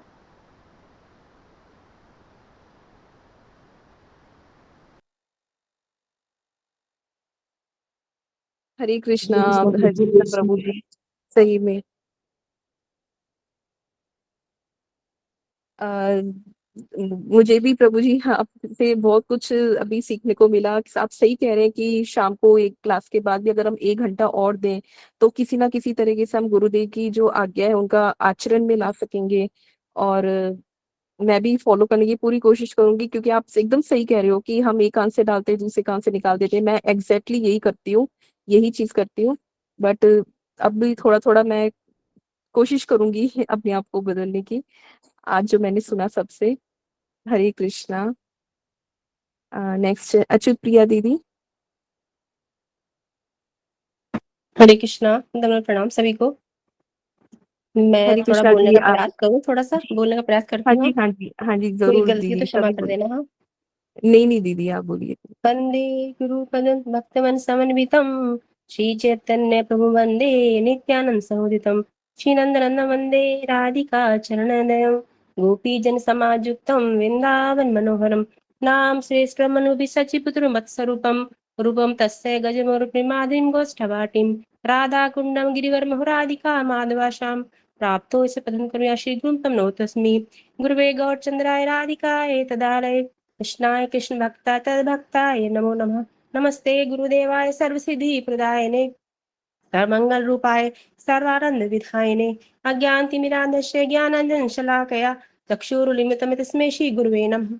गौर कृपा विग्रहाय गौरांगस्य प्रियात्मने तं रूपं सततं वन्दे मज्जीवनस्य जीवनम् देवं नारायण वन्दे वृंदावन निवासिनी अनंत गुणभूषित कोटि वात्सल्य हरि बोल।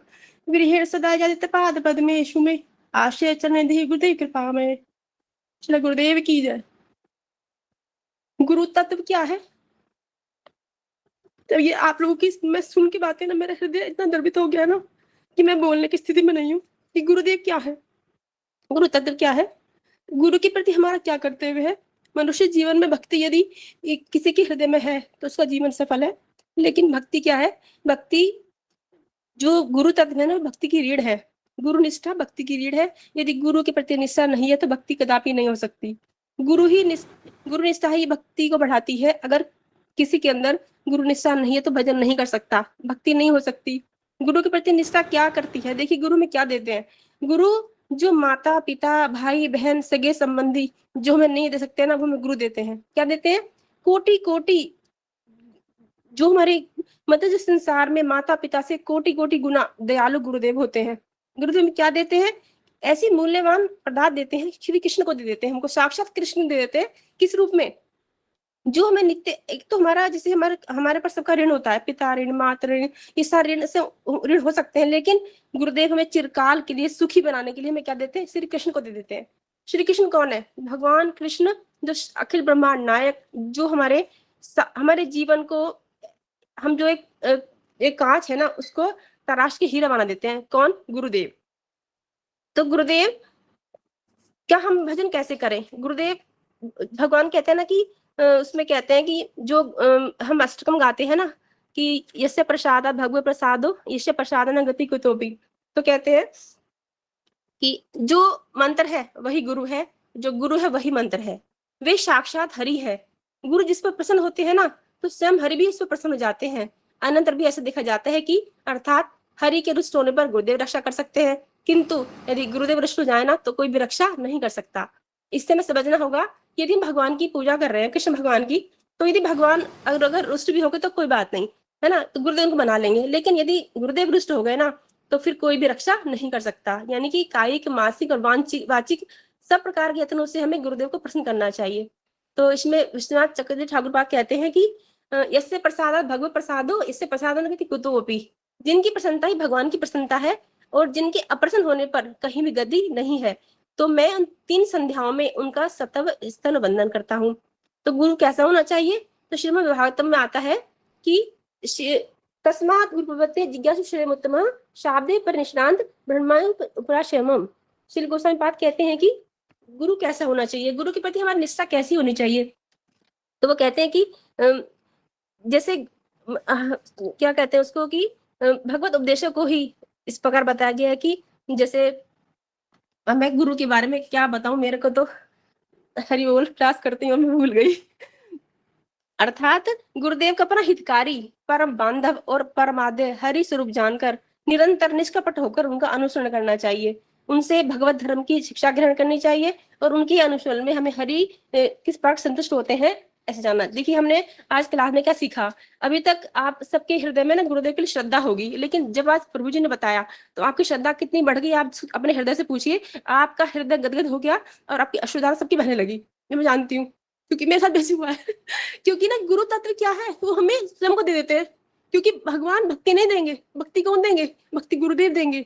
भगवान स्वयं कहेंगे ना, हम कृष्ण से मांगे कि भगवान अपना विरह दे दो, अपनी भक्ति दे दो, वो देंगे? कभी नहीं देंगे। हमें भक्ति कौन देंगे? सिर्फ गुरु देंगे। और गुरु हमारे आशय विग्रह है और भगवान विषय विग्रह है। यानी कि हम जिनके आश्रय में रहकर भजन करेंगे ना तो भगवान वो यदि भगवान सोर्स गुरुदेव सोर्स लगाए ना कि भगवान इस बेचारे बच्चे को अपना लो, इसका भजन बढ़ा दो, उसको प्रेम दे दो, तो भगवान दे देंगे। लेकिन यदि गुरुदेव हमारे सूत्रधार नहीं बनेंगे ना तो हमारा कुछ भी नहीं हो सकता। भक्ति में जहाँ है वही रह जाएंगे। जैसे कि मैं पहले मेरी श्रद्धा भगवान में इतनी नहीं थी। पहले मैं नवरात्रों की व्रत करती थी, शंकर जी के, मतलब सबको श्रद्धा से करती थी। लेकिन मेरी दीदी ने मुझे बताया कि मैं जिससे मेरे नवरात्रों का व्रत था, मैं दीदी आज मेरा व्रत है। बोले अच्छा एक काम करना, आज व्रत छोड़ दे तो कृष्ण भगवान के रखा कर। ये सारी जो भगवान के व्रत होते हैं ना, नरसिंह द्वादशी, नरसिंह चतुर्दशी और ये वामन द्वादशी, जितने भी, मैंने कहा ये तो खुद करते, मुझे भी कहा चक्कर में फंसा रही है, देवता माता अप्रसन्न जाएंगे तो फिर क्या होगा। तो फिर उन्होंने मुझे पता क्या कहा, उन्होंने कहा कि नहीं नहीं तू रख, तो अगर कुछ बुरा होगा तो मेरा होगा, तेरा कुछ नहीं होगा। ये बात मेरे हृदय में ऐसी चुभ गई कि इन्होंने इतनी बड़ी बात बोल दी, इन्हें से क्या मिला है, भगवान ने इनको क्या दिया है जो इतने बड़े डंके की चोट पे मुझे बोल रहे हैं कि जो होगा बुरा मेरा होगा। तब से मुझे इतना अच्छा लगा, तब से मैंने व्रत छोड़ दी। मैंने कहा जब मेरी बहन सगी मुझे से बोलती है कि उनको बुरा क्यों होगा, भगवान बुरा कभी करेंगे ही नहीं, और वो दिन और आज का दिन है, मुझे तब से भगवान में इतनी श्रद्धा हो गई और गुरुदेव इतनी श्रद्धा हो गई कि उन्होंने कहा गुरुदेव को तुम मनुष्य बुद्धि मत करना कभी भी, कि गुरुदेव एक मनुष्य की तरह ही है, हमारी तरह, जैसे हमें ना उन्हें बुखार आता है, हमें बुखार आता है।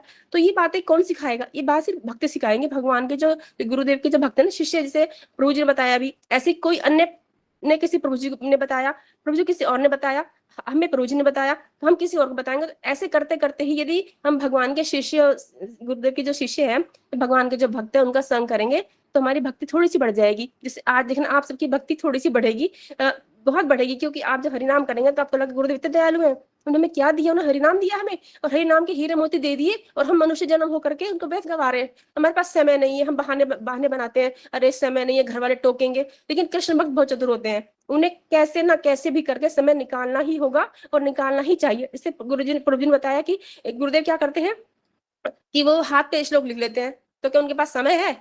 जैसे हमारा बहाना है, हमारे पास समय नहीं है, तो करने वाले के लिए चाहकुर रहा होती है ना। तो हमें भी बस ये प्रार्थना करनी है गुरुदेव से, गुरुदेव हमें इतनी सामर्थ दीजिए कि हम भी इस गृहस्थ धर्म का पालन करते हुए भगवान के थोड़े से चरणाश्रित हो जाए, जो भगवान हमें अपना ले। अपना तो रखा है, लेकिन पूर्ण समर्पण हमारा तब होगा जब हम गोपी का भाव रखेंगे, गोविंद दामोदर माधवेति। तो हम हर काम करते करते गोविंद दामोदर माधवेति करेंगे ना, तो भगवान हमें अवश्य सुनेंगे हमारी, और हमें स्वीकार भी कर लेंगे। स्वीकार तो कर रखा है, लेकिन हमारे ही उसमें कमी है समर्पण में, थोड़ी सी कमी जब पूरी हो जाएगी ना तो भगवान हमें कभी नहीं छोड़ सकते। भगवान तो परम दयालु है, कहते ना भाव ग्रही जनार्दन है। वो हमारा भाव देखते हैं, उन्हें हमारा मन चाहिए, उन्हें हमारा शरीर नहीं चाहिए। शरीर तो संसार को दे दो, ये संसार जो पति पुत्र ये सब रिश्ते नाते हैं ना, इनको शरीर दे दो, मन भगवान को दे दो। भगवान को हमारा मन चाहिए, तो मन कैसे होगा? गुरुदेव उस पर कृपा करेंगे तो हमारा मन भी भगवान में लगा रहेगा। हम रात दिन उठते बैठते सोते चलते फिर हम भगवान का स्मरण रहेगा। तो हमारा यही भजन है।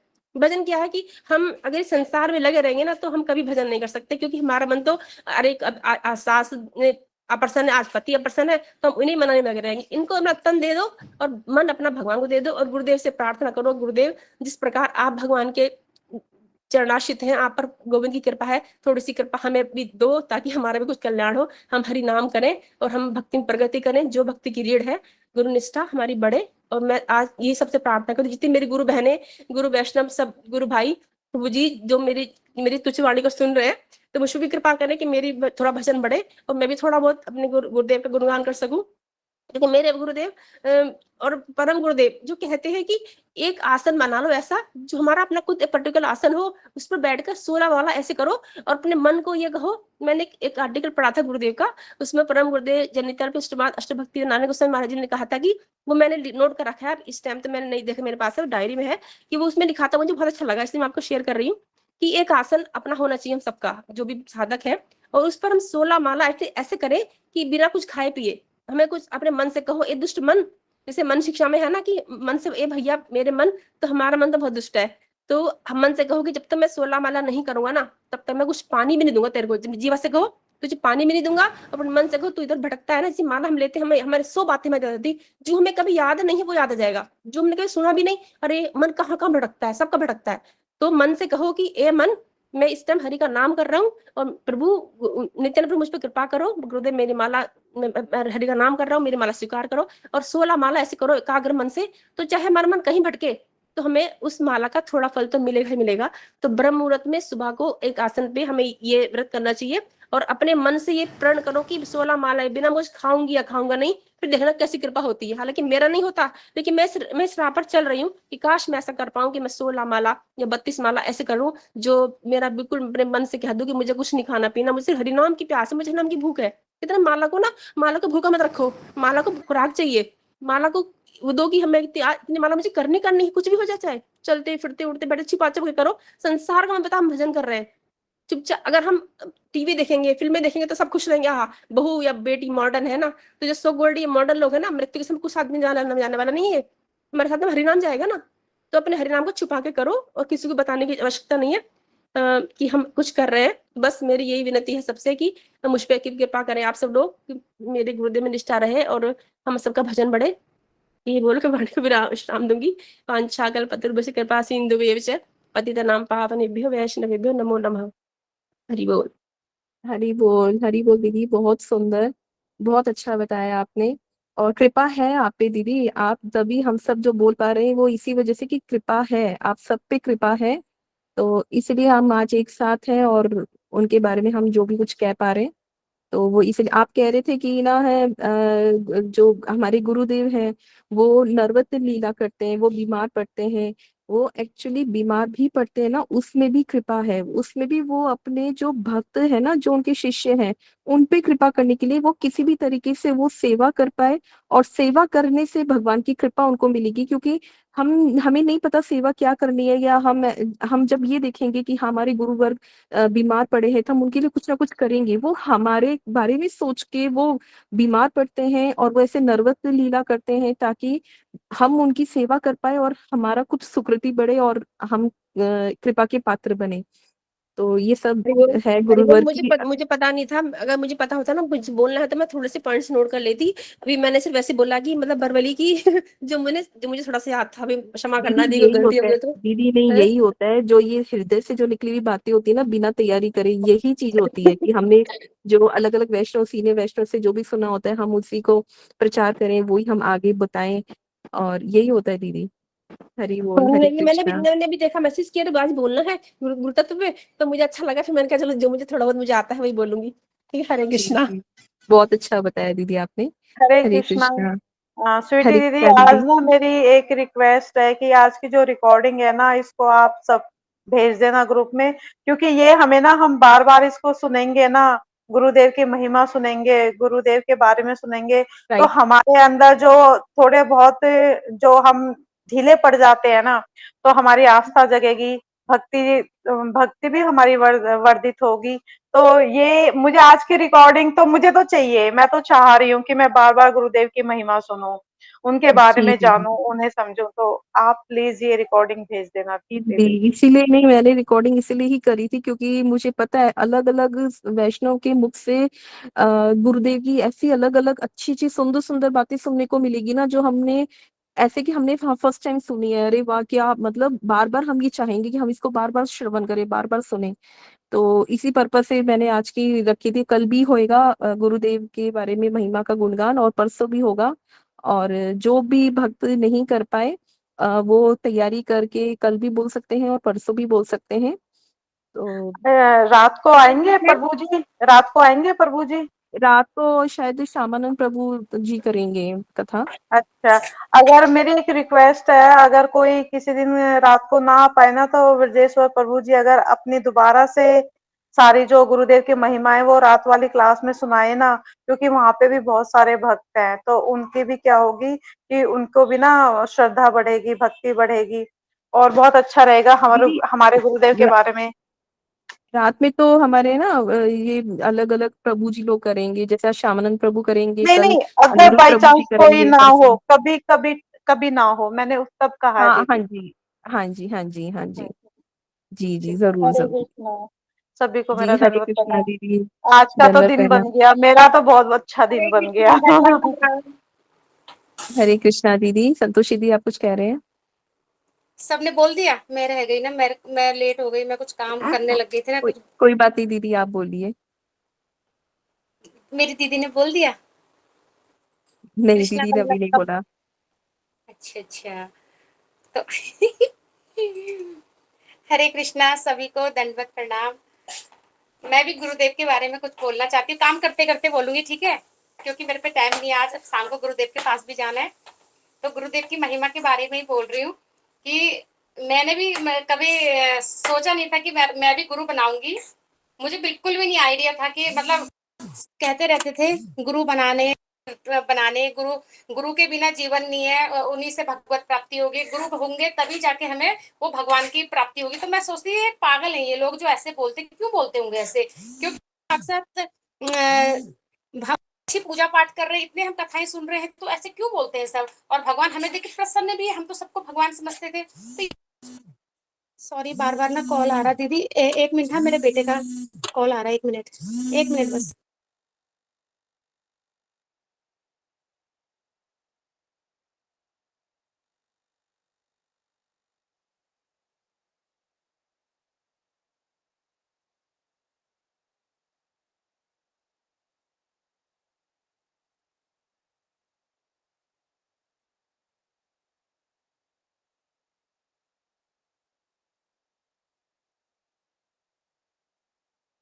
हरे कृष्णा। हाँ, जी, हरे कृष्णा दीदी, हाँ जी। बोलिए। तो फिर मैं यही सोचती थी कि सब ऐसे क्यों बोलते होंगे? पर फिर धीरे-धीरे टाइम ऐसे निकलता गया, मैं भक्ति से तो नहीं जुड़ी थी, ऐसी भागवत वगैरह ये कथाएँ वगैरह सुनती रहती थी, टीवी में सुनती रहती थी मतलब। तो फिर ऐसे धीरे-धीरे दीदी जुड़ गई थी, मेरी दीदी अपनी जुड़ गई थी, तो फिर ये मुझे बताती रहती थी, फ़ोन करती थी, तो मुझे ना अच्छा नहीं लगता था, जब भी ये बात करती थी, ये कहती थी, "हरि बोल।" तो मैं इनको बोलती थी, मैं नहीं बोलूंगी, तू ही बोलती रहे, ऐसे बोलती थी। तो कहती थी ऐसे नहीं बोलते हैं, सीधे बोल, हरी बोल। मैं कहती तुम ही बोलो, ऐसे करके मैं उल्टा ही जवाब देती थी उसको, है ना? तो वो कुछ नहीं कहती थी, पर फिर भी वो हमेशा, मैं कहती थी, अब जब वो कॉल करती थी, कभी कभी मैं कॉल नहीं उठाती थी, मैं सोचती थी जरूर ये फिर ना वही गुणगान करने लग जाएंगी, तो छोड़ो मैं नहीं उठाऊंगी। तो धीरे धीरे एकाएक पता नहीं अचानक ही ऐसी क्या हुआ कि मेरे को इनकी बातें पसंद आने लग गई। फिर वो कहती थी मैं माला करती हूँ, और पता नहीं जब उन्होंने कहा मैं माला करती हूँ ऐसा होता, फिर वो पता नहीं मेरी कौन सा दिन था, मुझे तो याद भी नहीं है, कि जब ये मेरे पे चमत्कार हुआ, कि उसको देख के मेरे अंदर से अपने आप हुआ कि मुझे भी माला करनी है। तो दीदी ने कहा तेरे यहाँ पे इस कौन है, चली जा लेके आ। मैंने कहा ना। उसने कहा मैं लेके आई हूँ मम्मी के लिए, पर मैं मम्मी को नहीं, मैं तुझे दूंगी। तो मैंने बोला चल दे देना, पर मेरे को गुरु का तब भी गुरु का वो नहीं था, बस मुझे माला का रह गया कि मुझे माला करनी है। फिर क्या हुआ, एक दिन अचानक मेरे पापा की बहुत तबीयत खराब हुई अगस्त में, तो मैं गई दीदी के वहाँ पापा से मिलने। एकादशी आ गई उस दिन, जब मैं घर को नोएडा आ रही थी उस दिन एकादशी, तो दीदी ने मेरे गले में मुझे समझाया कि ऐसे ऐसे करने, पर हमारी बुद्धि ऐसी नहीं थी कि मैं उसको समझती। उन्होंने पंचतत्व तो बताई मुझे कि इसको ऐसे करना है, इसको ऐसे ऐसे घुमाना है। तो मेरे को देर हो रही थी, मैंने ऐसे ऐसे सुना, गले में टांग के ले आई। अब मुझे ये भी नहीं पता कहाँ को करनी है, मैं उसने बताया सब था, पर जब जो नया नया होता है ना तो खिलाड़ी बनता है, तो वो सोचता हमें सब आ गया है। मैं उसको उल्टा उल्टा घुमाती थी, मतलब सब, मतलब आगे से नीचे को करते, मैं नीचे से ऊपर को घुमाती थी उसको। फिर मैंने 10 तक कर दी शायद, मैंने ट्रेन में बैठ बैठ के, मैंने कहा नीचे को करना है या ऊपर को करना है, मैं करती जा रही फिर भी, पर मैं करती गई, ऊपर से नीचे को भी करती गई, नीचे से ऊपर को भी करती गई। पर पता नहीं, वही जब गुरुदेव कहते हैं ना कि बीज डाल दो, बीज ये नहीं होता है कि बीज कहाँ से अंकुरेगा, वो आता ऊपर को ही है, तुम उल्टा सीधा बीज फेंक दो। तो वो तो मेरे साथ भी हुआ, बस वो ले आई, करती रही, माला करी, बड़ी खुशी हुई। उसके बाद अचानक फिर उससे पहले की घटना तो मैं भूल ही गई बताना। तो जब पहली बार मैंने हरि नाम लिया, तो कथा सुनी, तो दीदी ने कहा कथा सुनना, मैंने बोला ठीक है कथा सुनूंगी। मैं उस दिन संजय प्रभु जी की क्लास चल रही थी, और उस दिन निर्जला एकादशी थी, तो कथा सुनी, तो संजय प्रभु जी से क्वेश्चन आंसर भी किए। और उस दिन मेरे पे माला नहीं थी, तो मैंने एक धागा बनाया और येलो कलर का था, उसमें मैंने गांठ बांधी 108 की, और उसी में मैं करने लग गई। पहले दिन मैंने 1500 माला कर ली, ठीक है। 16 तो मुझे नहीं पता था 16 होती, मैंने 15 माला कर दी। दीदी कहती थी मैं 16 करती हूँ, तो मैंने कहा दीदी 16 करती, मैं चल एक कम करती हूँ उनसे। मैंने करी उस दिन, और ये करके मुझे इतनी खुशी हुई। और मेरे हस्बैंड ने बहुत साथ दिया उस दिन, कोई काम नहीं करवाती हूँ जिस दिन मेरा फास्टिंग वगैरह होता है एकादशी का, तो नहीं किया मैंने कुछ काम, तो सब अपना भी कर रहे थे। तो उसके बाद क्या हुआ, दूसरे दिन मुझे अपने ससुराल जाना था, मैं ससुराल गई, तो मेरे संग पता क्या हुआ, हम बस में जा रहे थे, तो अचानक इतनी तेज से एक ट्रक आया, और उसके अगल बगल से बहुत बड़ी नदी थी, ठीक है। अगर हम ट्रक से टक्कर होती तो भी हमें मरना था, अगर रोड पे गड्ढे थे, अगर वो गड्ढे की तरफ को ले जाता तो भी हमारी गाड़ी ने क्या कहते उसे नदी में गिरना था। तो ऐसा क्या हुआ कि हमारे जो ड्राइवर, इतना बूढ़ा ड्राइवर था, उसने इतनी समझ से, उसने स्पीड में हमारी भी थी, स्पीड में ट्रक भी था, मतलब अब टक्कर होनी जरूर थी, कहीं को भी होनी थी, पर उसने टक्कर मतलब उसने सोचा मैं गड्ढे में ले जाऊंगा तो सारे के सारे मर जाएंगे, तो ऐसा करता हूँ मैं इसको दरवाजे पे लग जाए, ऐसा उसका एक्सीडेंट हुआ। इतनी जोर का एक्सीडेंट हुआ, हम सब सोए हुए थे 2 बजे, इतनी जोरदार एक्सीडेंट कि पूरा शीशे जहाँ पे ड्राइवर बैठता वो पूरा दरवाजा टूट गया, खिड़की टूटी, अब पर उसने उसको संभाल दिया, और सारे कांच के शीशे जो आगे के बैठे थे उन पर हल्की हल्की चोट लगी, पर हम लोग को किसी को कुछ नहीं हुआ। वो ऐसे ही करते हुए, जो गाड़ी ने वहां 5 बजे 4 बजे पहुंचना था, वो गाड़ी वहां सुबह 8 बजे पहुंची गुरुद्वारा में। उसके बाद उसने पता उतरती क्या, सब उसको गाली गलौज करने लगे, कैसा ड्राइवर है, बेकार है, बुढ़ा है, क्यों लेके आए। पर ये किसी ने नहीं कहा कि मतलब इसने इतना सबको बचा दिया, और सबको यही लग रहा था ये बेकार है ड्राइवर, और रोक भी नहीं रहा गाड़ी को, रोक इसने नहीं रहा था कि वो जगह ऐसी जंगल था, अगर वहां रुक जाती हमारी गाड़ी तो सबके सब जो डाकू थे ना वो सबको पकड़ के मारते। तो उसने यहाँ पे भी अच्छा नियंत्रण रखा, वो सीधे लेके उसने वहीं रोकी इतने घंटे में। सोचो, एक हाथ से उसने गाड़ी चलाई, एक हाथ से उसने दरवाजा पकड़ा, ये सोचो। और जैसे उसने कोटद्वार पे गाड़ी रोकी, उसने क्या बोला, इसमें कोई ऐसा भक्त है कि जिसकी वजह से हम सब बच गए। अब पता है, मुझे ऐसा लगा कि शायद मैंने व्रत लिए हैं और हरि नाम किया है, इसकी महिमा से मुझे ऐसा नहीं लगा कि मैं हूँ। मेरे को अपनी माला के ऊपर विश्वास आया कि मेरी माला ने मेरी जान बचाई है, सबकी नहीं, मुझे ऐसा लगा मेरी माला ने मेरी जान बचाई है। उस दिन से मेरे को इतना ट्रस्ट हुआ उस माला पे कि मैं अभी तक बता नहीं सकती कि मतलब मैं अभी भी, मैं सब कुछ भूल सकती हूँ पर माला को नहीं भूल सकती। लोग मोबाइल भूलते नहीं है, पर हरि नाम की माला भूल जाते हैं। खाना खाते हैं पर माला भूल जाते हैं, पर नहीं, मैं खाना छोड़ दूंगी, मैं मोबाइल छोड़ दूंगी। अब पहले जो मेरा मोबाइल नहीं छूटता था, मैं अपनी माला नहीं छोड़ती हूँ। मेरे तुम कभी भी कोई भी ब्लॉग देखना, कोई भी रील देखना, कहीं भी देखोगे ना, मुझे कहीं जाते मुझे टोकते हैं सब, पर पता नहीं क्यों मेरे गले में ना वो टंगी रहती है, क्यों रहती है वो मैं भी नहीं जानती। वो मेरे से ऐसे चिपकी रहती है जैसे एक बच्चा अपनी माँ से चिपका होता है ना, छोटा बच्चा, ऐसे मैं उसको बांध के रखती हूँ। दीदी भी कितने बार कहती कि तू क्यों रखती है इसको, ऐसे मत रखा कर, है ना, अच्छा नहीं लगता। मैंने कहा नहीं, मुझे अच्छा लगता, कोई बात नहीं, कोई कुछ भी कहे मुझे। फिर ऐसी करके मैं दीदी के संग ऐसे करके वहां चले गई उड़ीसा, मुझे पता भी नहीं था, वहां चले गई लेके। तो मेरे को ये नहीं था कि गुरु बनाऊंगी, नहीं, ऐसा कुछ नहीं था। दीदी ने बोला, मैंने कहा सुन, तुम गुरु उन्होंने दीदी कह रही मैं तो बहुत खुश हूँ, बहुत एक्साइटमेंट है मुझे कि मैं तो वहां जाके हरि नाम लूंगी। बहुत दीदी बहुत खुश थी, पर मेरे अंदर से कोई हलचल नहीं थी ऐसी जैसे दीदी की थी। बस मेरे को ये था कि मैं घूमने जा रही हूँ जल्दी वहां। तो रास्ते में हमने चाय वाय सबने पी, तो दीदी ने पी मुझे याद नहीं है, सब पी रहे थे। तो सब यही कह रहे थे, कुछ जो पुराने थे तो माताएं वो कह रही थी नहीं चाय नहीं पीते हमारे इसमें। मैंने कहा अभी इनका ये नया ड्रामा हो गया, अभी चाय भी नहीं पीने देंगे हमें। मैंने कहा चल यार इस टाइम तो इनके सामने पी लेते, कौन सा हम अभी नए नए वो नए तो हैं, और ना मैंने हरिराम लेना है ना, मैं तो पीऊंगी। मैं पीती रही। जब वहां जाके ना फिर मेरे मन में आया, एक एक ऐसी बातें कर रहा, दूसरा सबके सब ऐसी बातें कर रहे। तो होता ना कि मतलब हम अकेले पड़ गए इतने सारों के बीच में कि हम अलग हैं और ये सब एक है। फिर मुझे हुआ नहीं यार इस चाय से तो हमें फायदा भी कुछ नहीं है। फिर गुरुदेव भी ऐसे बोल रहे थे। वहीं से मैंने सोचा कि मैं चाय नहीं पीऊंगी, मैंने चाय छोड़ दी। एक दिन हुआ, 2 दिन हुआ, तीसरे दिन पता है मुझे इतनी तबीयत खराब हुई कि मुझे वॉमिटिंग, मेरा बीपी लो। मेरी दीदी को पता, मैं कथा तो सुन रही हूँ, मेरे को इतनी घबराहट। तो दीदी मतलब कभी मुझे वो नहीं करती है, तो उसको उसको भी लगा कि हाँ आज इसकी तबीयत खराब है। तो दीदी ने कहा जा तू बाहर बैठ जा, तेरी तबीयत खराब हो गई है, तू बाहर बैठ जा। मैंने कहा ना मैं नहीं बैठूंगी, मैं यहीं पे बैठ। मैं रोने लग गई, पता नहीं मेरे आंसू निकल गए जब दीदी ने इतने प्यार से बोला मुझे कि जा तू बाहर चले जा।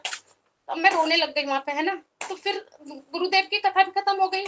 तो दीदी ने कहा जा सब जा रहे गुरुदेव के पास, तू भी चली जा। मैं गई गुरुदेव को, मुझे ये भी नहीं पता था गुरुदेव से क्या बोलना। मैं गई, दंडवत प्रणाम किया, मैं सीधे गुरुदेव के सामने गई। गुरुदेव ने क्या हुआ गुरुदेव, मैंने कहा मेरे सर पे बहुत दर्द हो रहा है 3 दिन से, मैं बहुत परेशान हूँ। पता है उस दिन गुरुदेव ने, मुझे ये भी नहीं पता था कि गुरुदेव मतलब इतने चमत्कारी होते हैं, इतना मतलब उनका टच से भी इतना कुछ हो सकता है। उन्होंने मेरे माथे पे 3 बार उंगली फेरी, 3 उंगलियां। और उस दिन का दिन है और आज का दिन है। मुझे अपने सर दर्द का ही नहीं पता कि सर दर्द क्या होता है। सोचो, जो मेरे इतना सर दर्द होता था, और उस दिन से मेरे को गुरु की महिमा उस दिन से लगी, माला की महिमा पता चल गई, गुरु की महिमा पता चली। और अब धीरे धीरे रोज पता चलती है, हर एक दिन जब जब मैं गुरु की सुनती हूँ, क्या बातें सुनती हूँ, जो कितने अच्छे अच्छे वो देते, अब पता चलता है कि हाँ कि गुरुदेव क्यों बोलते हैं और क्या बोलते हैं, ये सही बात है। और उसके बाद मैं जब सेक्टर 12 जाती हूँ तो गुरुदेव मतलब मुझे ऐसा लगता है गुरुदेव हमें पहचानते नहीं है, पर अब गुरुदेव हमें पहचानने भी लग गए। दूर से ही देखते तो एकदम हंसते, फिर कहते ठीक हो। अब मेरे बेटे को भी बोलते मम्मी कहाँ है, तो वो कहते मम्मी ओ हाँ बैठी है सबके साथ। बोले अच्छा, तो इतने खुश होते हैं, उसके कंधे में हाथ रखते हैं, थपकी देते हैं, तो इतनी खुशी होती है। तो बस गुरुदेव मतलब जो इस सबका तो मैंने सुना नहीं, बस मैंने अभी थोड़ा सा राग लेखा दीदी का, और थोड़ा सा पूरा तो दीदी का भी नहीं सुना क्योंकि मेरे बेटे का बीच बीच में कॉल आ रहा था, मैं सुन नहीं पा रही थी। तो जो मेरे अंदर था वो मैंने गुरु का बताया। मतलब हमें अपने जीवन में, कहने का मतलब है, गुरु धारण जरूर करने चाहिए। अगर हम नहीं कर रहे हैं तो हमारा जीवन जीवन ही नहीं है मेरे हिसाब से तो। और उससे पहले मैं अपनी दीदी के लिए बनती हूँ। सबसे पहले कहते हैं जो मार्गदर्शन कराता है वो सबसे बड़ा गुरु होता है। तो मेरा मार्गदर्शन मेरी दीदी ने कराया, मेरे लिए सबसे पूजनीय मेरी दीदी है, उसने कराया। वो हमेशा डांटती है, अभी भी डांटेगी, कोई बात नहीं, क्योंकि बड़ों की डांट खाने में ही हमको क्या होता है कि आगे बढ़ने का मौका मिलता है। जब वो हमें डांटेंगे तभी हमें आगे बढ़ने का मौका मिलेगा। तो सबसे पहले गुरु मेरे लिए मेरी दीदी है, जो जिसने मुझे मार्गदर्शन कराया। वो वाला गुरु वो है, ये है शिक्षा गुरु संजय प्रभु जी हैं, और जो हमें भक्ति से जोड़ रहे हैं, भगवान की ओर लेके जा रहे हैं, वो हमारे गुरुदेव हैं। उनको कोटि कोटि दंडवत प्रणाम। इससे ज्यादा मैं अभी नहीं बोल पाऊंगी। हरे कृष्णा, दंडवत प्रणाम। हरे कृष्णा दीदी, बहुत बढ़िया। एक चीज मैं यहाँ पे ऐड करूंगा कि आपने जो बोला ना कि गुरुदेव अभी हमें पहचानना शुरू हो गए हैं, गुरुदेव कभी हमें भूले ही नहीं तो पहचाना गया। एक्चुअली हमने गुरुदेव को नहीं ढूंढा, गुरुदेव ने हमको ढूंढा है और हमारे ऊपर कृपा की है जी ना। जी, मैं यही बोलना चाह रही थी कि हमने नहीं ढूंढा गुरु को, गुरु ने हमको ढूंढा। ये मैंने बोलना था, पर पता नहीं मैं भावुक हो गई ना। प्रभु जी तो वही मैं वही चीज है ना कि जिन्होंने ढूंढा है तो वो हमें ना याद करेंगे ना भूलेंगे, क्योंकि उनको तो हम हमेशा उनके दिमाग में है, उनके हृदय में है, वो कभी भूल ही नहीं सकते। जो गुरुदेव ने कृष्ण सही में, तत्व है वो नहीं भूलते। गुरुदेव ने मेरे को तो ढूंढा है, पता मैंने देख लिया। मैंने गुरुदेव को नहीं ढूंढा, गुरुदेव ने मुझे ढूंढा है। क्योंकि जब दीदी जब गुरु बनाने जाती, पता मैं क्या करती, अगर तूने मुझे जबरदस्ती बोला ना कि गुरु बनाने, तो सोच लेना मैंने ना उनके गले की माला नहीं पहनने वाली गले में। तो कह रही तू अपराध कर रही है। मैं कहा कोई बात नहीं, मुझे अपराध पसंद है, पर तू कहना मत, तू भले ही गले में माला जो भी डालेगी मेरे को मत बोलना। उसने मुझे उस दिन डांटा भी पर वही है ना, हम बच्चे थे, नादान बच्चे, जो कुछ भी बोल देते हैं, तो गुरुदेव कहते हैं ना, जैसे माँ माफ कर देती है अपने बच्चों को, वैसे गुरुदेव ने तो मुझे पहले ही माफ कर दिया था। इसीलिए तो उन्होंने मेरा हाथ पकड़ा कि ये तो नादानी है, इसको पकड़ो, इसको पकड़ूंगा, इसका हाथ नहीं पकड़ूंगा तो शायद ये भक्ति कर नहीं पाएगी। पर ये चमत्कार सब गुरुदेव का ही हुआ। हरे कृष्णा प्रभु जी, आपको ये तो मुझे याद था, पर मैं भावुक हो गई थी, मैं भूल गई थी।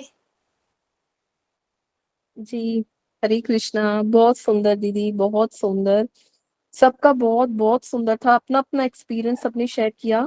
बहुत सुंदर एक्सपीरियंस था। संतोषी दीदी, आपका तो एक्सपीरियंस अलग ही था, बहुत अच्छा एक्सपीरियंस लगा आपका। मेरे तो बहुत सारे हो रखे हैं, पर मैं अभी पता है, अभी मैं कुछ बना रही हूँ गुरुदेव के लिए, अभी जा रही हूँ, तो संजय प्रभु जी भी आएंगे वहाँ, तो उनसे बात हो गई मेरी, तो मैं अभी उस काम पे लगी हुई हूँ। तो मैं सोच रही हूँ 2-3 घंटे बचे हुए हैं, तो जल्दी जल्दी काम निपटा लूँ अपना ना, इसलिए मैं जी कुछ जी बोल नहीं पा रही। बीच बीच में फोन भी आ रहा ना, तो मेरा दिमाग आधा वहां भी जी घूम जा रहा है। हरे जी कृष्णा। जी। इतना हरे बुलवाने के लिए कृष्णा। धन्यवाद गुरुदेव के हरे लिए। कृष्णा। क्या बोलूं, मैं तो कुछ बोल ही नहीं पा रही।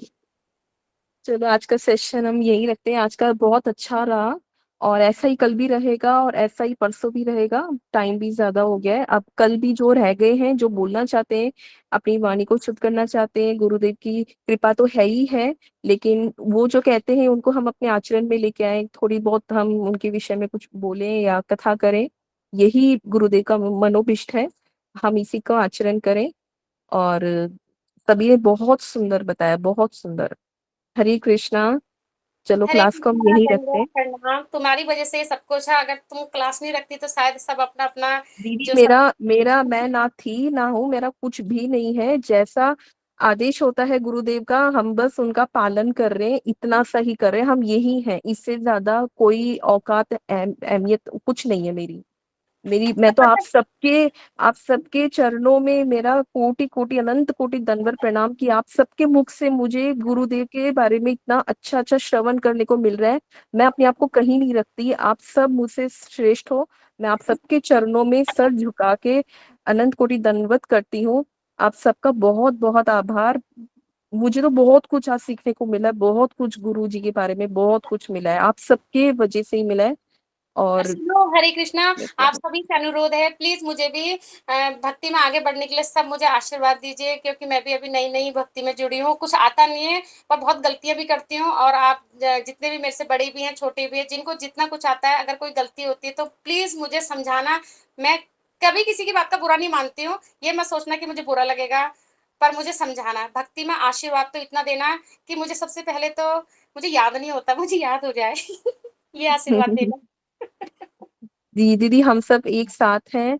हम सब एक दूसरे के हाथ पकड़े हुए हैं। हम किसी को कोई पीछे नहीं है। जो पीछे समझ रहे कि हाँ मैं पीछे हूँ, उनको भी हम पकड़ पकड़ के सब एक साथ चलेंगे, कोई पीछे नहीं रहेगा, सब एक साथ हैं। हम एक ही लाइन में, एक ही साथ हम जी, गुरुदेव के इकट्ठे पीछे पीछे चल इकट्ठे रहे हैं। इकट्ठे जाएंगे हम गुरुदेव का चरणों के पीछे राइट। पीछे, सीधा राइट। गोलोक वृंदावन, गोलोक वृंदावन।